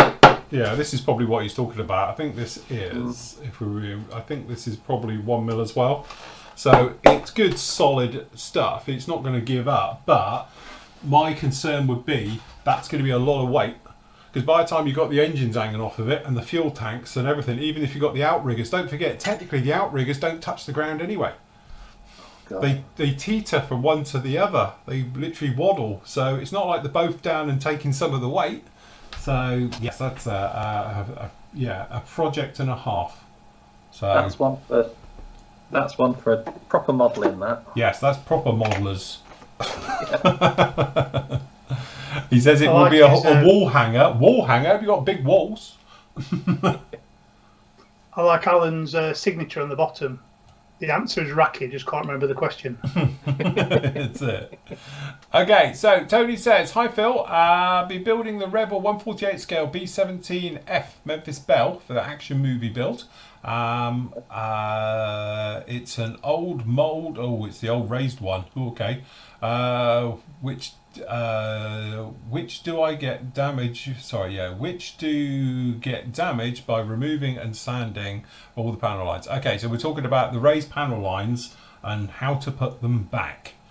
So one option really, a nice sharp blade, and you fudge it. Okay, so, and I've shown this a couple of times. So if you've got a raised detail, if you go over it with a sharp blade, you make a V, and the V sticks up slightly as you cut. So you've actually got, it is a V in the middle, but the sides stick slightly up. And because it's a sharp blade, it looks like a raised panel line. It feels like a raised panel line as well. And it's how I always do mine. So when I've worked on things like 48 scale Lancaster, the Tamiya one, it's all raised. You just go around and do it. When we did the Trojan, the little Trojan, raised panel line, just rescribe them in with a blade, a sharp blade. But what you want is a sharp blade. If you use a dull blade, you end up with a big V, and you don't want that. You want a nice sharp one. So a nice sharp blade, cut them in, and then you'll get raised line. And when you run your finger over it, it'll feel like it's raised as well. And it'll collect the dust, it'll collect all the crap and everything. So when you do your weathering, it'll be no different from any of the others. But yes, that's the only drawback. When you're dealing with it, you've got two options. You either rescribe the entire thing, sand it off and go again, or just pop them back where they are. And if you use a nice sharp blade, you'll be okay. But don't use a dull one because you'll make it too big a line. Andrew says, hi gents, I'm looking to paint the EDAR 132nd BF 109E1 from the Spanish Civil War, the Condor Legion. I'm somewhat undecided in terms of the range of priming and pre-shading. Which do you do? Either black primer with white marbling or grey primer with black panel lines and rivets. The typical scheme is RLM 63 light grey and RLM 65 light blue. Any suggestions? Good job you're in, Nath. Over to you. If you black base it, I mean, I've just had this problem with pre-shading that you end up hiding it. They're quite pale greys, so if you black base it, you have to throw a lot of paint down to get it back to the pale grey that it should be. So I'd be tempted, if you want to do the pre-shade, is to do it the old-fashioned way. I know black basing is dead fashionable at the moment, though, isn't it? Although black basing it will give it that really nice deep colour. When you put white over black, it gives that depth, doesn't it? So it's 6 of one, half a dozen of the other, I think. Yeah. I'd be tempted to do it the old-fashioned way myself. I'm worried how much RLM 65 you'll have to put down to cover to get it to the colour it should be. Yeah, that personally for me, I think I would pre-shade it because it's quite a light grey colour anyway. So the pre-shading shouldn't be a problem. To be honest with the red, it's always a nightmare because red, it's one of those colours. It doesn't do much, and then all of a sudden it covers everything. But with the grey, you can do that thing of, you stop and then it comes back as it dries and the pre-shading comes through. But again, you can then just post-shade it if you find you've taken too much away, or do it with oils, or, as in neat oils, and just brush them in if you want to give a little bit of weather in that way, so forth and so on. So again, I don't think it's technically a right or wrong way of doing it. The marbling effect is something to go for though. But I'm just worried if you black base it, you have to put so much paint down. The panel lines, are they quite fine on that kit? I don't know that. I don't know the 30s. You've done that one, haven't you, Andy? I've done it, yeah. The award-winning one. That's what I was thinking. The award-winning, medal, rosette-winning model. I think that they're not bad actually. I'd be tempted just to paint it and then post shade it afterwards. To be honest with you. Yeah, personally, I think it's one of those. By the time you give it a wash, because of that grey colour that it is, with that sort of light grey blue colour and all the rest of it, it weathers in quite nicely, and you can do more things with it. I'd be more tempted to come along with neat oils and just do what I do, just sort of post shade with that, if you know what I mean, and blend them in, and then that way you can do nice effects with it and all the rest of it. So that's what I'd be inclined to do. Yeah, I mean, it's one of those things where it's a big block of single colour. That is something you have to sort of be mindful of, because it is just grey. Yes. The whole thing's one shade of grey over the top anyway. Yeah. Okay, Ed says, hi Phil, enjoyed your DCS simulation with the Spitfire. I'm amazed how much feedback that's got back. No one cares about me VC10, but I've had like 100 messages about me flying. I was hoping that you could detail your hardware setup before hopping in the cockpit for your flight. I perused the YouTube for DCS and oh my god, the hardware's a nightmare. I'm really impressed with the setup, with the dual throttles and the rest. With additional switches, some people have got full cockpits, as in 100% accurate, every switch and everything does it. There's a guy's got one for the A10 and somebody else got one for an F16 and an F18, and they are amazing, but probably worth tens of thousands. I believe that the right hand stick is assorted switches. Yeah, it's what we call a HOTAS or HOTAS system with the actual rudder pedals with toe brakes to top it off. Yeah, I've pretty much got all that, if I'm honest. And I've got VR as well. Say some of you use VR. I use VR as well. I'm sure that it's a very immersive experience. It is. It'll make you throw up. If you could you do a quick rundown on your DCS hardware? Do you use a computer dedicated for DTS, or is it part of your existing Flory model system? Maybe, I tell you what, because obviously that's more DCS than the other side of things, I'll cover it separately. I'll do it in a separate video to do it on this one. I try to keep them somewhat separate. But loads of you have been asking about, can I do one taking on and off the carrier and stuff like that? So I'll probably do that next. I'll do a cold start from a carrier in a bit of weather. That's always a bit of a fun one. And then we'll do one on the air-to-air refueling, because yeah, that's fun as well. So we'll do some of those and all the rest of it. But if you haven't seen it, I did a flight in a Spitfire and we showed that one as well. And I must admit, I landed it perfectly. I just point this out. My best ever landing I've ever done, I think. And I happen to be filming it. So yes, I'll take that. Where he says, do you use a computer dedicated to DCS? According to his accountant, it's for rendering videos and editing, but it is, yes. It does do DCS as well as rendering and doing all the editing videos as well. So yes, no, it's not a dedicated computer, it's just a normal one and stuff. But yeah, I have got, obviously you were just saying, I've got the throttles, twin throttles, I've got the stick, one's out of an F18 and the various bits and pieces, A10 stuff. I've got the pedals, toe brakes, all the rest of it, and the VR. So yes, it's my other hobby, so to speak. If this is work, that's my hobby. So, but I will cover it in depth. I'll go through it all with you. Okay, Trevor says, hi guys, I'm trying out some new paint types and having a heck of a time painting with the Tamiya LP range. I've never had anybody said they've had a problem with the Tamiya LP range. I thinned it so much that I can't use it properly. Hold on. It won't flow through the airbrush and leaves a gritty finish and a sandy build-up on the fuselage and wings. I've never had this happen before with Tamiya guns acrylics. I tried to stay close as possible to the area I'm working at and spraying at 15 psi. Any help would be... To be honest, Trevor, it sounds like your airbrush isn't flowing. It's not delivering paint, because you're saying you're getting gritty finish and all the rest of it. It sounds like there's not enough paint coming through. Is your airbrush clear? I know it sounds silly, but it wouldn't be the first time that I've had airbrushes here where people had trouble when you give them a good clean and all of a sudden it's like a new airbrush, because what's happening is it's the nozzle's blocked a little bit. It's still got paint coming through, but not enough. Okay, and then lacquers, normally they eat themselves. That's the whole point. So obviously from the time they're in the colour cut to going down the needle into the nozzle, if it's got acrylic in there, it eats it and goes through. But it might be a thing just to make sure your airbrush is absolutely squeaky clean, it's totally clear, especially if you've come from using other paint types into that one, just to make sure it's good. The only other thing I would highly suggest is mixing the hell out of the paint. If it's been stood around for a while, if it's a new bottle, it might have been stood in a warehouse or in a showroom or whatever, a stockist, and it hasn't been thoroughly mixed, it should be absolutely fine. Because I spray it neat, I spray it thinned, and anywhere in between, and I've never had a problem with it. It's a hot product, it eats itself, it eats in with the thinners, it doesn't really separate either, so I must admit I've never heard anyone have that problem before. I know it sounds daft, but it doesn't say what he's thinning it with. Good point, Andy. Yes, I take it he is trying to thin it with lacquer thinners and not trying to do it with acrylic.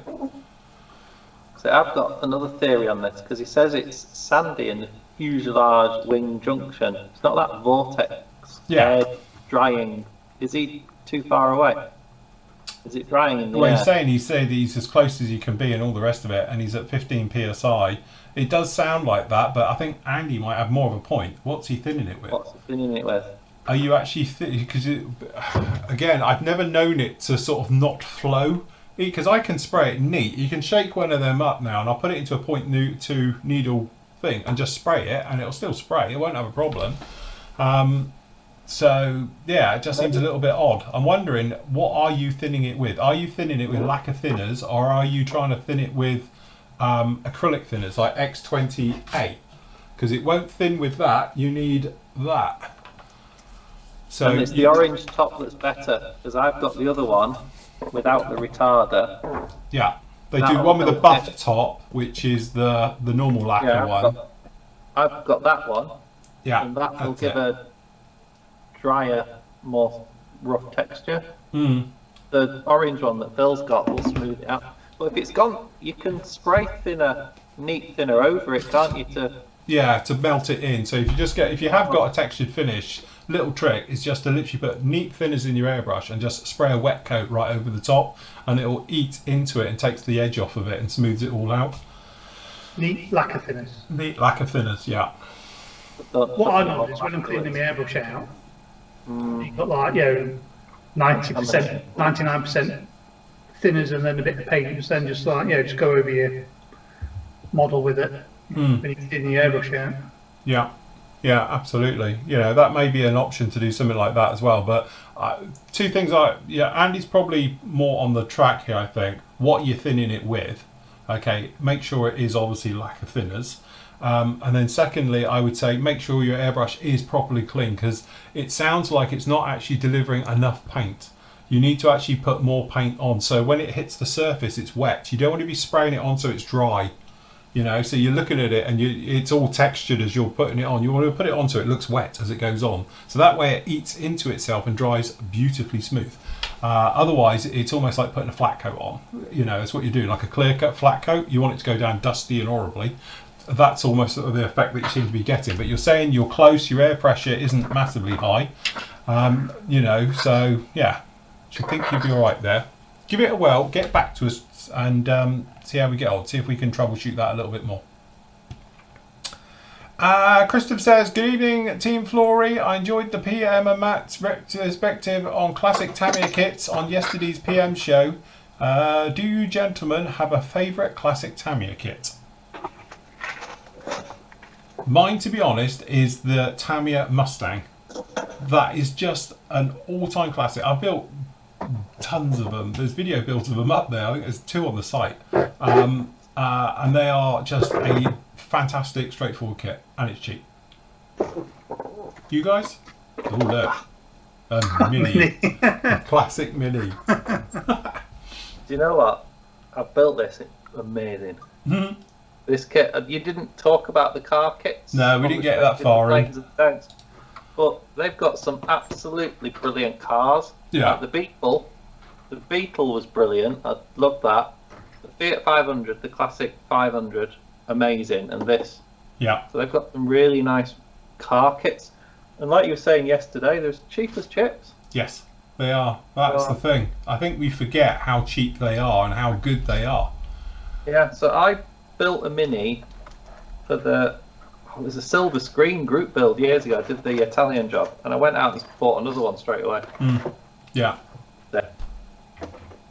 And he's just dusting his off before he shows. That's one of the Tamiya Mustangs. That's the B. The B, isn't it? Yeah. Built that one for one of the turkey shoots, I think it was, and I forgot to put the radiator in the back of it, That was it. which you can't see anyway.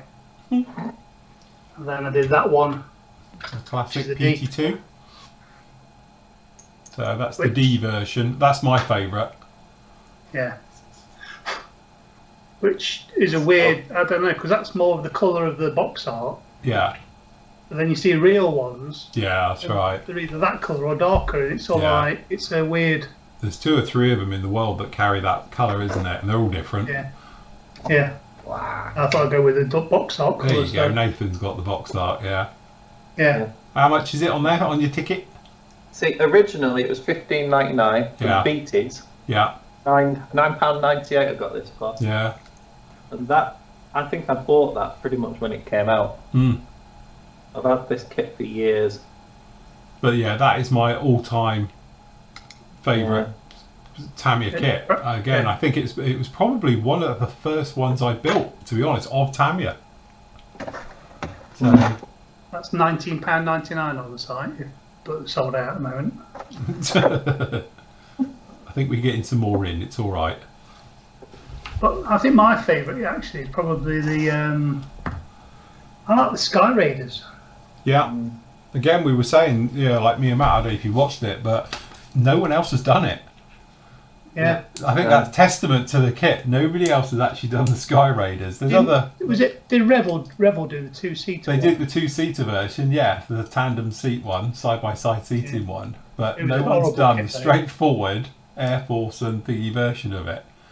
And even Trumpeter, isn't it? Is it the Trumpeter one or is it Hobby Boss? I've got to see where mine is. It's Trumpeter. They did the 30-second version. Yeah. You know? But then the F4 Corsair's a gorgeous kit as well. Mm. And the Mosquito. They're all... Yeah. Because we were talking about before we came on, I think I've built every single one of the aircraft that Matt showed, apart from the 109. I've got the 109. The 109. Kit. The 109E in 72 scale is brilliant. I spoiled for choice. I couldn't pick one. Yeah, because the thing is, we were trying to do the classic ones, because what happened was, I think we were discussing, when the Swordfish came along, is when the pricing went up. Yeah. And then obviously the P47 as well. That's just on the cusp of the others, but the pricing seems to have frozen in time. They've gone up a little bit, but nothing like the others have gone. And it's almost like the Tamiya treat those like their classic range, and they are true to themselves and they keep them going. And it's a bit like probably why God forbid, the Harrier's still going, you know? It's part of their classic range, they do it, but they are cheap, that's the point to it. Whereas obviously their newer ones that have come along, they've done other things with them and that, and then the prices started to creep at that point and go up. But again, you're only talking still 35 quid, for these ones. It hasn't like they've gone like, not being funny, like we discussed in Hasegawa, where they've suddenly now gone 85 quid. Why? How? There's no reason for it, So, but yes. Yeah, well, that's it. That was the old A1E, which is the Matchbox one, wasn't it? Which was the 2-seater. That version. So yes, no, as you say, but definitely for me, it's the Mustang, because it's, I don't know, it's part of my history, so to speak. The classic way of it as well. When I was doing commissions and that, did a lot of those. So yes, definitely. Yeah, the Swordfish and the Storch, weren't they? They're both sort of like similar times when they started. Storch, wasn't it, got released, was their 100th release. They did a special boxing of it. Yeah, and that was that's always been around the 50-odd quid mark, hasn't it? Yeah, so when the Storch got released, they released a version, and as I say, this is a testament to having a divorce. So having to flog everything for that, it was that thing where I had the anniversary 100th anniversary boxing of it and all the rest of it, and so that had to get flogged. So it's like I've always said I would have to try and find that one again, but they go for silly money now if you want a mint one. So yes, never mind, not one bitter. Alan brought up a good point. Apparently this kit's hard to get, and the Fiat 500 you can't get without paying silly money. So why do they keep these in the range and not that? Is it sales, isn't it? Yeah. We'll have to have a word with our man and find out. Because I know Matt's finally picked up the Beetle. I bet the P51 probably sells 10 times more than a... Well, that's the thing though, isn't it? Yeah. There's the Fiat 500 classic kit, but I can't get it. Yeah, but who wants a Fiat 500? Why wouldn't you? Who wants Ferraris when you can have a Fiat 500? To be honest, you probably get more in a Fiat 500 than you would a Ferrari. More IKEA shopping. And it'd be Chris has safer. come up with another, the MiG-15. That's a really good kit. Yeah. And that's disappeared, hasn't it? There's the odd one in their range that seems to disappear. Yeah. It is strange. Right, okay, let me just whip through these last few. David says, greetings from Western Oregon, USA. When using masking tape that are not pre-cut, should I cut along the outer edge of the cut line, or exactly in the middle, or on the inside? Crikey, isn't it a thin line? RBR push to be on the line, let alone either side of it. Crikey. I asked this because of my model. I cut along the inside of the line and it turned out a bit too small. Crikey. Yeah. In that case, I'd say on the outside of it. Yeah, I'd redo it on the outside. At least then you can cut in a bit. If you How do. wide was the line? It's like a Sharpie. But normally it's just a very thin line. If it's like, the Tamiya ones used to be, because apparently they're now all die cut now, aren't they? Allegedly. I'd say, looking at his on the bench, it's probably the Tamiya F14 that he's done it on. Oh. Right. Because that comes with, doesn't that come with the uncut Yeah. masks on it? Yeah. Don't Just know. cut your losses and buy some Edard, Yeah. an Edard mask set for a... Yeah, it might be, for the sake of £7, if you're doing it for the Tomcat, freehand it, it's not that big a deal. It's quite straightforward on that. Or just get some thin tape. There you go. Save yourself your thing. Buy a board, cut thin tape, whip round the outside, and then away you go. You won't need. You buy one of them, you never need a mask set again. Okay, Scott says, I've got some figures to do for the Battle of Britain 109E. However, I'm unsure what paint is best to use for their uniforms. With the instructions, doesn't provide any call-outs. What is the best colour match? Do you know Luftwaffe uniforms, Nave? But I can point you in a direction. They do a Luftwaffe pilot in a large scale, Tamiya. So I'd look at that kit and maybe get the colours off that. To be honest, I built him, and I'm pretty sure he uses all the Tamiya acrylic range. And what is it they use? It's like, oh god, I'm pretty sure it is just the standard Tamiya colours for those. I can't remember what it's called now. Didn't they just have like black leather jackets and It was like a bluey coloured. bluey? Yeah, so I've not dissimilar That's what I'm to saying. British. It's that Tamiya bluey field blue. Is it that they call it? Don't know if I wonder if yeah, you can wasn't get- it the field blue? XF50. Yes. It's like that grey blue colour. So it's not dissimilar to the British uniform, really, is it? No. The RAF. Just the Iron Cross. German Luftwaffe Ace pilot. And the trousers with the big things on the side. What do they call them? The Blue instructions are in John. And the jack Round. boots. scale mates. But if you go on scale mates, they've got a nice. Oh, it's a Gallant, isn't it? They've got a nice Gallard, he'll have his hat on a jaunty angle, he will. XF18 for his trousers. What, field medium blue? XF18. Mind you, it's probably It's more right like- actually when you look at it, and yeah, probably. I say that's more like Goring's uniform he used to wear. His Yeah. suit. How he It's ever got like fitted in a a plane is bubbly beyond colour. me. Is it a life preserver?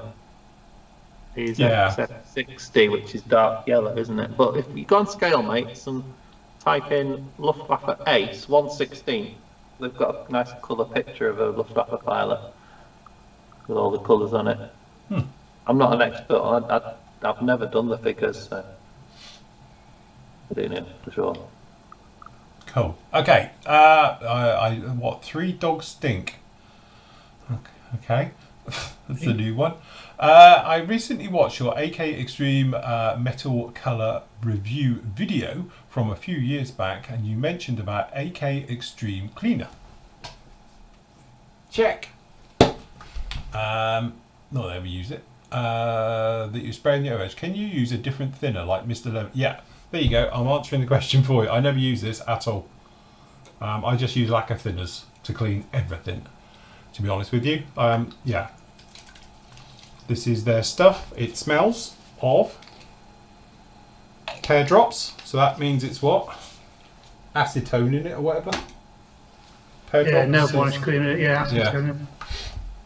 So, but to be honest, 3 dog stink. I don't use it at all. Never ever.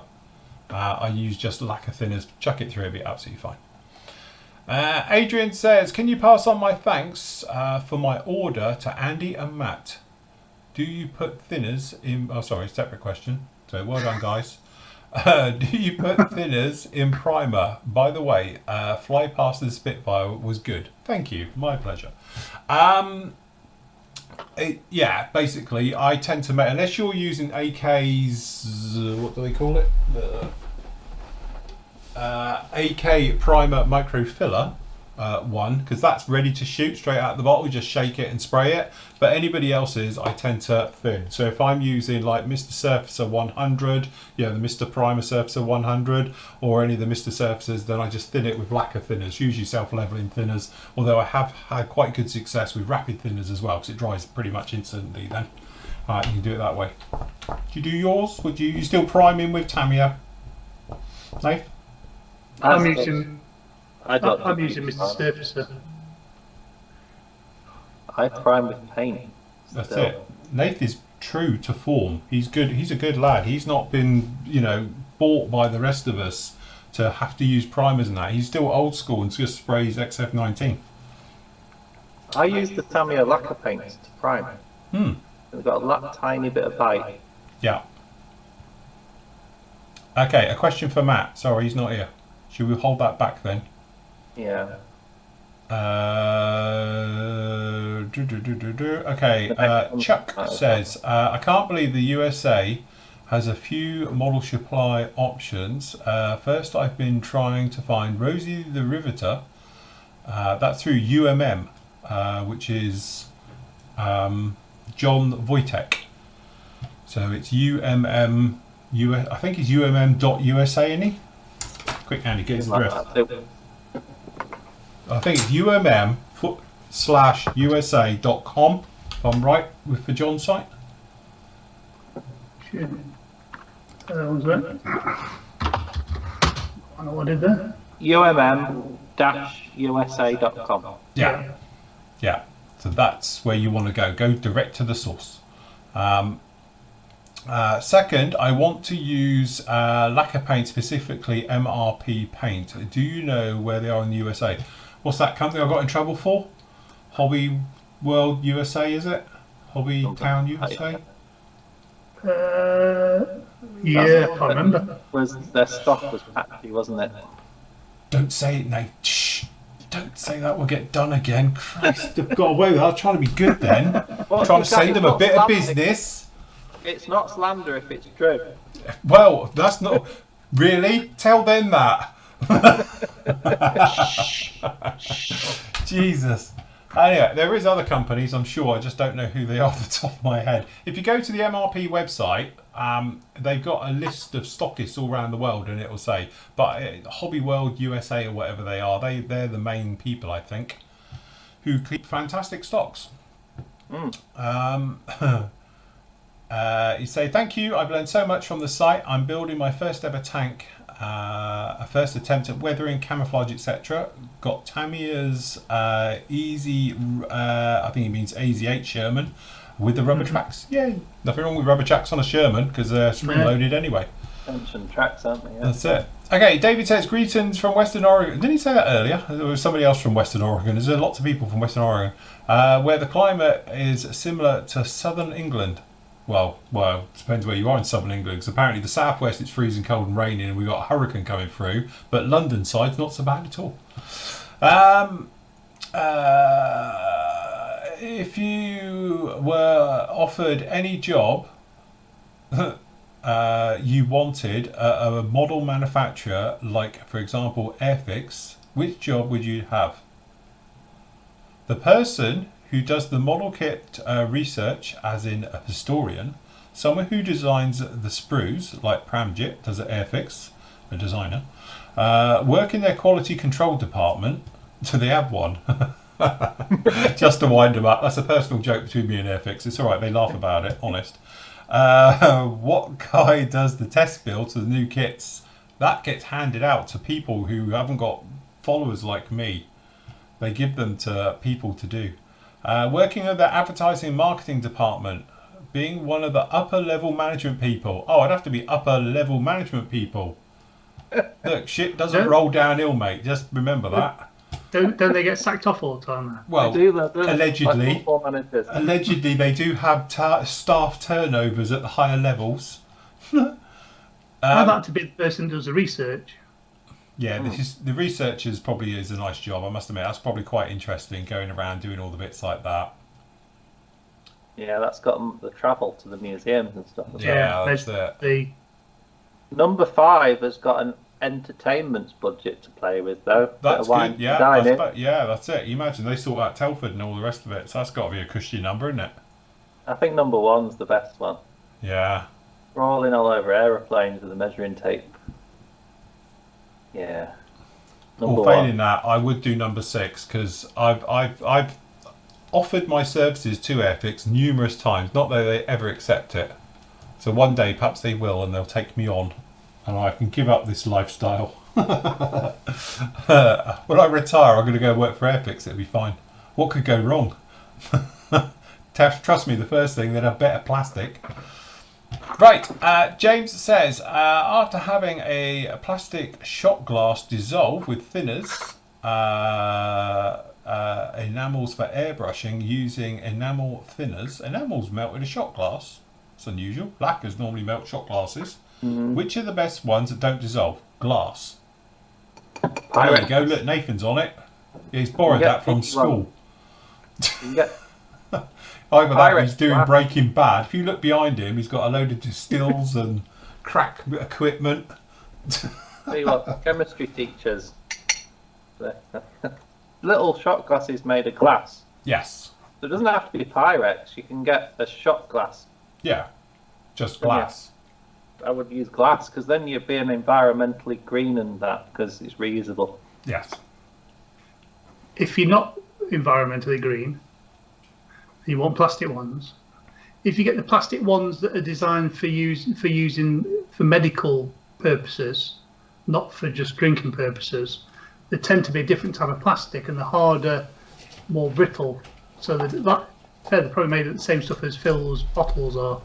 Which they are, because they've been made of, I can't remember what it is off the head, was it? It's HDPE. If it's made of HDPE, it's impervious to everything. Yeah. Whereas if you get the hard ones that are the hard shot glasses that are brittle, they're sort of like made out of normal plastic and they'll melt. Whereas the ones that are squidgy, also, you can also do that. These are, they're squishy. These don't crack. The other ones crack. These don't. Yeah, perfectly fine. What about keeping your empty paint jars? Yes, that's obviously the very environmental friendly way. Just use your paint jars. Let's face it, we've all got zillions of them. Yeah. So yes, that's the thing. They will all, to be honest, dissolve at some point. Famously, my Millennium Falcon was that far away from disaster because it was here. I put some thinners in a shot glass, one of these ones, which do melt, and I left it on it. And when I came down, it had melted sideways on. But when I lifted it off, it had the imprint of the bottom of the actual Falcon on it. So, but it didn't eat through it totally, but it had melted onto it. And it still had thinners loose on the top. They didn't evaporate all off. It was that much in there. So yes, but yes. Glass is, to be honest, glass is probably the easiest, best way to go. You can clean them up with a little bit of thinners afterwards and you're good to go and they'll last forever. So buy a shot glass. You go to the pound shops, that's stores and get them for next to nothing. And he's still got tinlets for some railway colours. It's funny because a lot of the railway stuff's still in tinlets, isn't it? One for you, Andy. Hi, it might be an Andy question. I started to remove some raised lettering and numbers from the turret. I thought they were the moulding, but some members have suggested that it was the casting letters, which it would have been, and should have been there. It's the Zvezda Sherman. It will be supposed to be there. They have casting marks on them.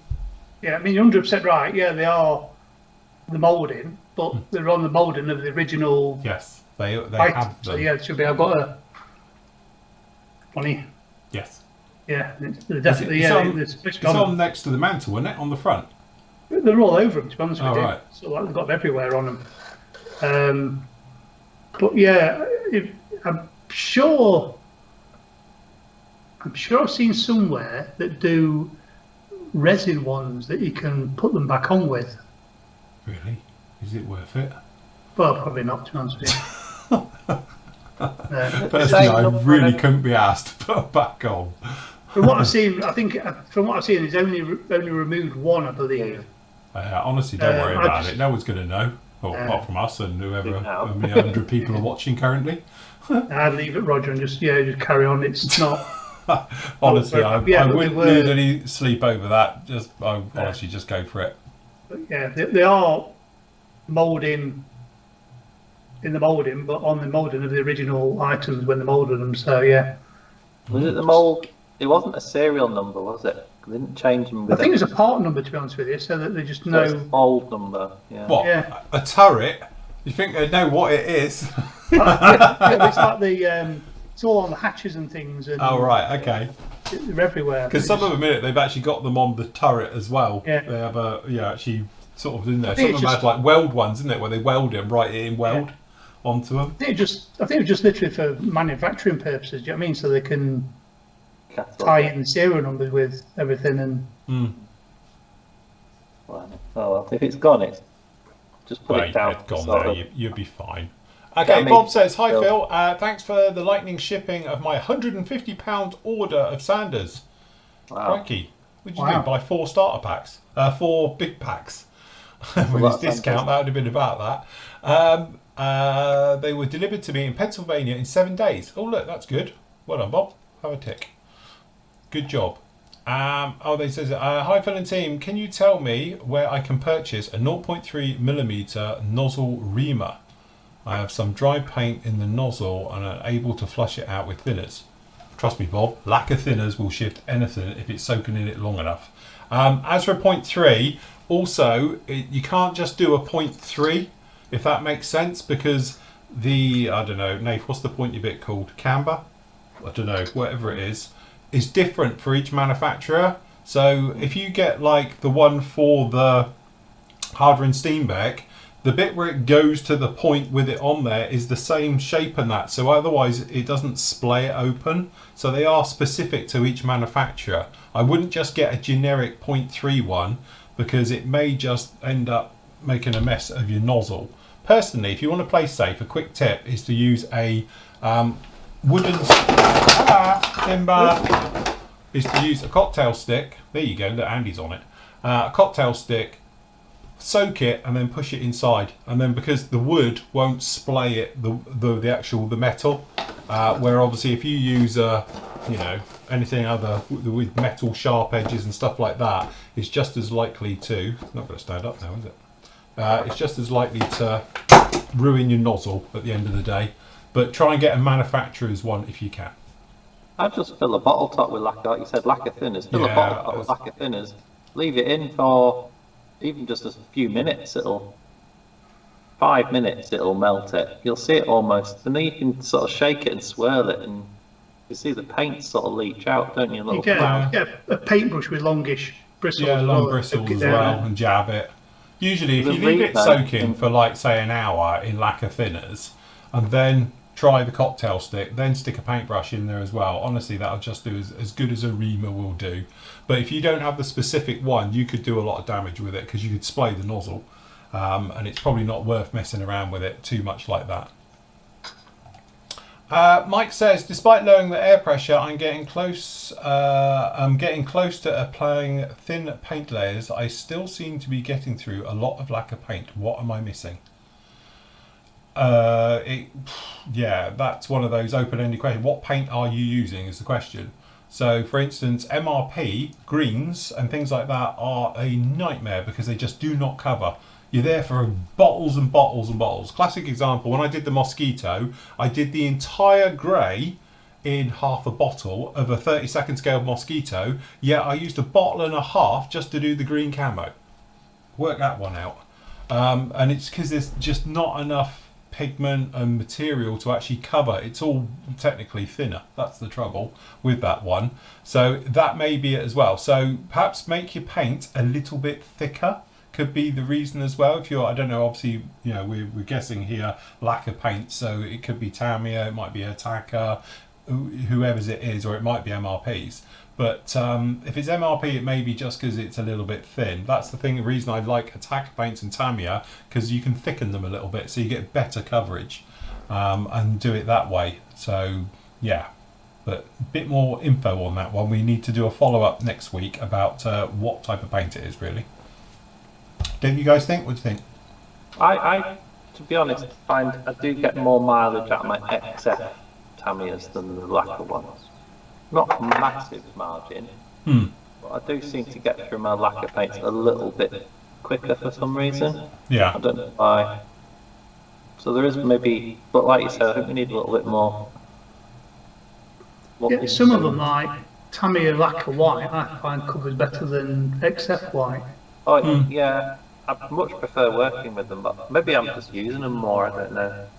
I must admit, Tamiya lacquers. They've released 3 more colours this week, haven't they? Now they're coming down the line with all the different colours and that. I can see myself actually dropping the standard acrylic range because they just work on every level. I haven't found anything yet that I prefer the acrylic. That said, though, I don't do weathering as in chipping and stuff, so I think with acrylics it'd be easier to do that. That's the only time I probably use acrylics over using lacquers. So. I think the Tamiya lacquer range is amazing. To be honest, I used today some Tamiya acrylic Sky, and thought it stunk. I thought it smelled really strong. That's because I haven't used their acrylics for ages, and it was that thing, different smell. Yeah, I've been spraying lacquers. Yeah, it's like, right, okay. And I had a go, and it was like, Jesus, that stinks. So it's just because your nose gets used to it. Okay, oh my God, he's done it in small font. Do you want me to read it? Yeah, you can. I'll never read that Chris from over here. says, seem to remember, at least 15, 20 years ago, there was an Italian MC202, I think someone did in the UK mag, with smoke rig camo and was in enamels, and said that if you get overspray, to edge it off with a brush bud in thinners. Is this possible? Could you demo it? Yeah. I'd like to meet that person who did that. I would say if the rings are in enamel and they're over a different paint, yeah, it might be possible, but if you use Humbrol enamel thinners, it'll go straight through. Yeah, you'll go straight through to the plastic if you've got a cotton bud on it and trying to wipe it in. The only thing I thought was, perhaps, as I said, he used enamels for like the base colour, and then he's used like an acrylic for the smoke rings, and then he's gone in with acrylic thinners. As long as you mix your paint chemistry, you can wipe enamels off, or wipe acrylics off. Yeah. But it does not sound like a... It sounds dodgy. It sounds like... But I mean, you've got to use Tamiya enamel thinners, otherwise you'll go straight. Yeah. That sounds like a... Yeah, you'd want a mild thinner to do that. That, to be honest, that sounds like a very risky type thing. To do a 202, we found the decal company, didn't we? I'm about to say yes, also some decals. Somebody does decal sheet for it now, so you can just put decals on it, and like that's it. It looks lovely. Yeah. So yeah. Again, that sounds like a very risky. Why would you do it that way syndrome?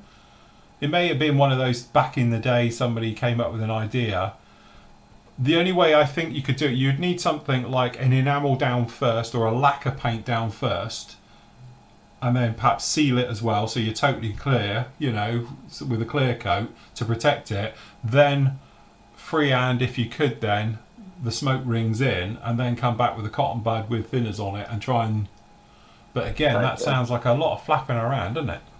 It doesn't sound like... Why would you do it that way almost? It's one of those questions. It seems a very hard, long-winded way of doing something when, as I say, I'd probably either mask it myself, and just try and make your own freehand type masks, cut them yourself, put them down, spray, moving around to do it that way.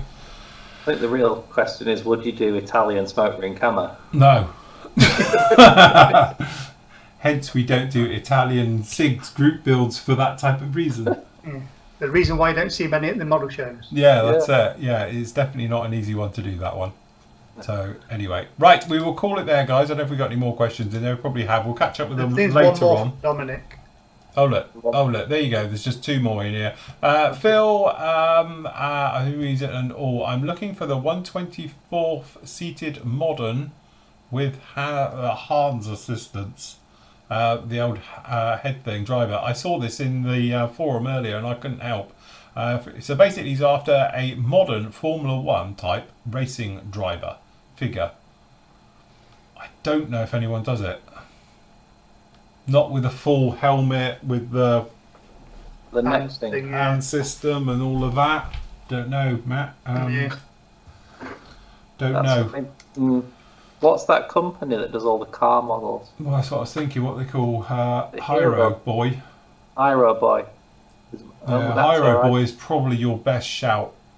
I honestly think that would be where if you want to start looking in there. If anyone's going to do them there, you might be able to find in Japan. They tend to do a lot more of that type of things over there. Maybe have a look around Japanese eBay, things like that. No, I'm not sure on that. Yes. Anyway, Roger says, thanks, only remove 1. Best paint mix cups, tops of the wife's hair products. Found nothing will melt them. There you go. That's what you need. Sorted. Right, there we go then, guys. I think that'll do us tonight. And we never got to talk about Mojo, so we have to go with that another night. If we can be bothered, because we've got no Mojo. Anyway, that's about it from us. Thank you very much for joining us this evening. Remember, you can see the reviews. I'll have that one up with you tomorrow, and you can get part 1 of the Hurricane will be up with you tomorrow as well. So lots to do that, and obviously I'll do the catch-up show with you with a roundup of what we got up to this week as well as your great work from the gallery. I'll do that one, and then next week I'll do the final reveal for the COVID / everything else sync that we did. I'm about a quarter of a way into it so far, but I'll get that one finished off next week, so that'll be up as well. So yes. Anyway, big thank you to Andy for joining us, and big thank you for Nathan as well. Thank you guys, chaps, and everything. We will see you all again very soon. Say good night, boys. Goodbye. Good night.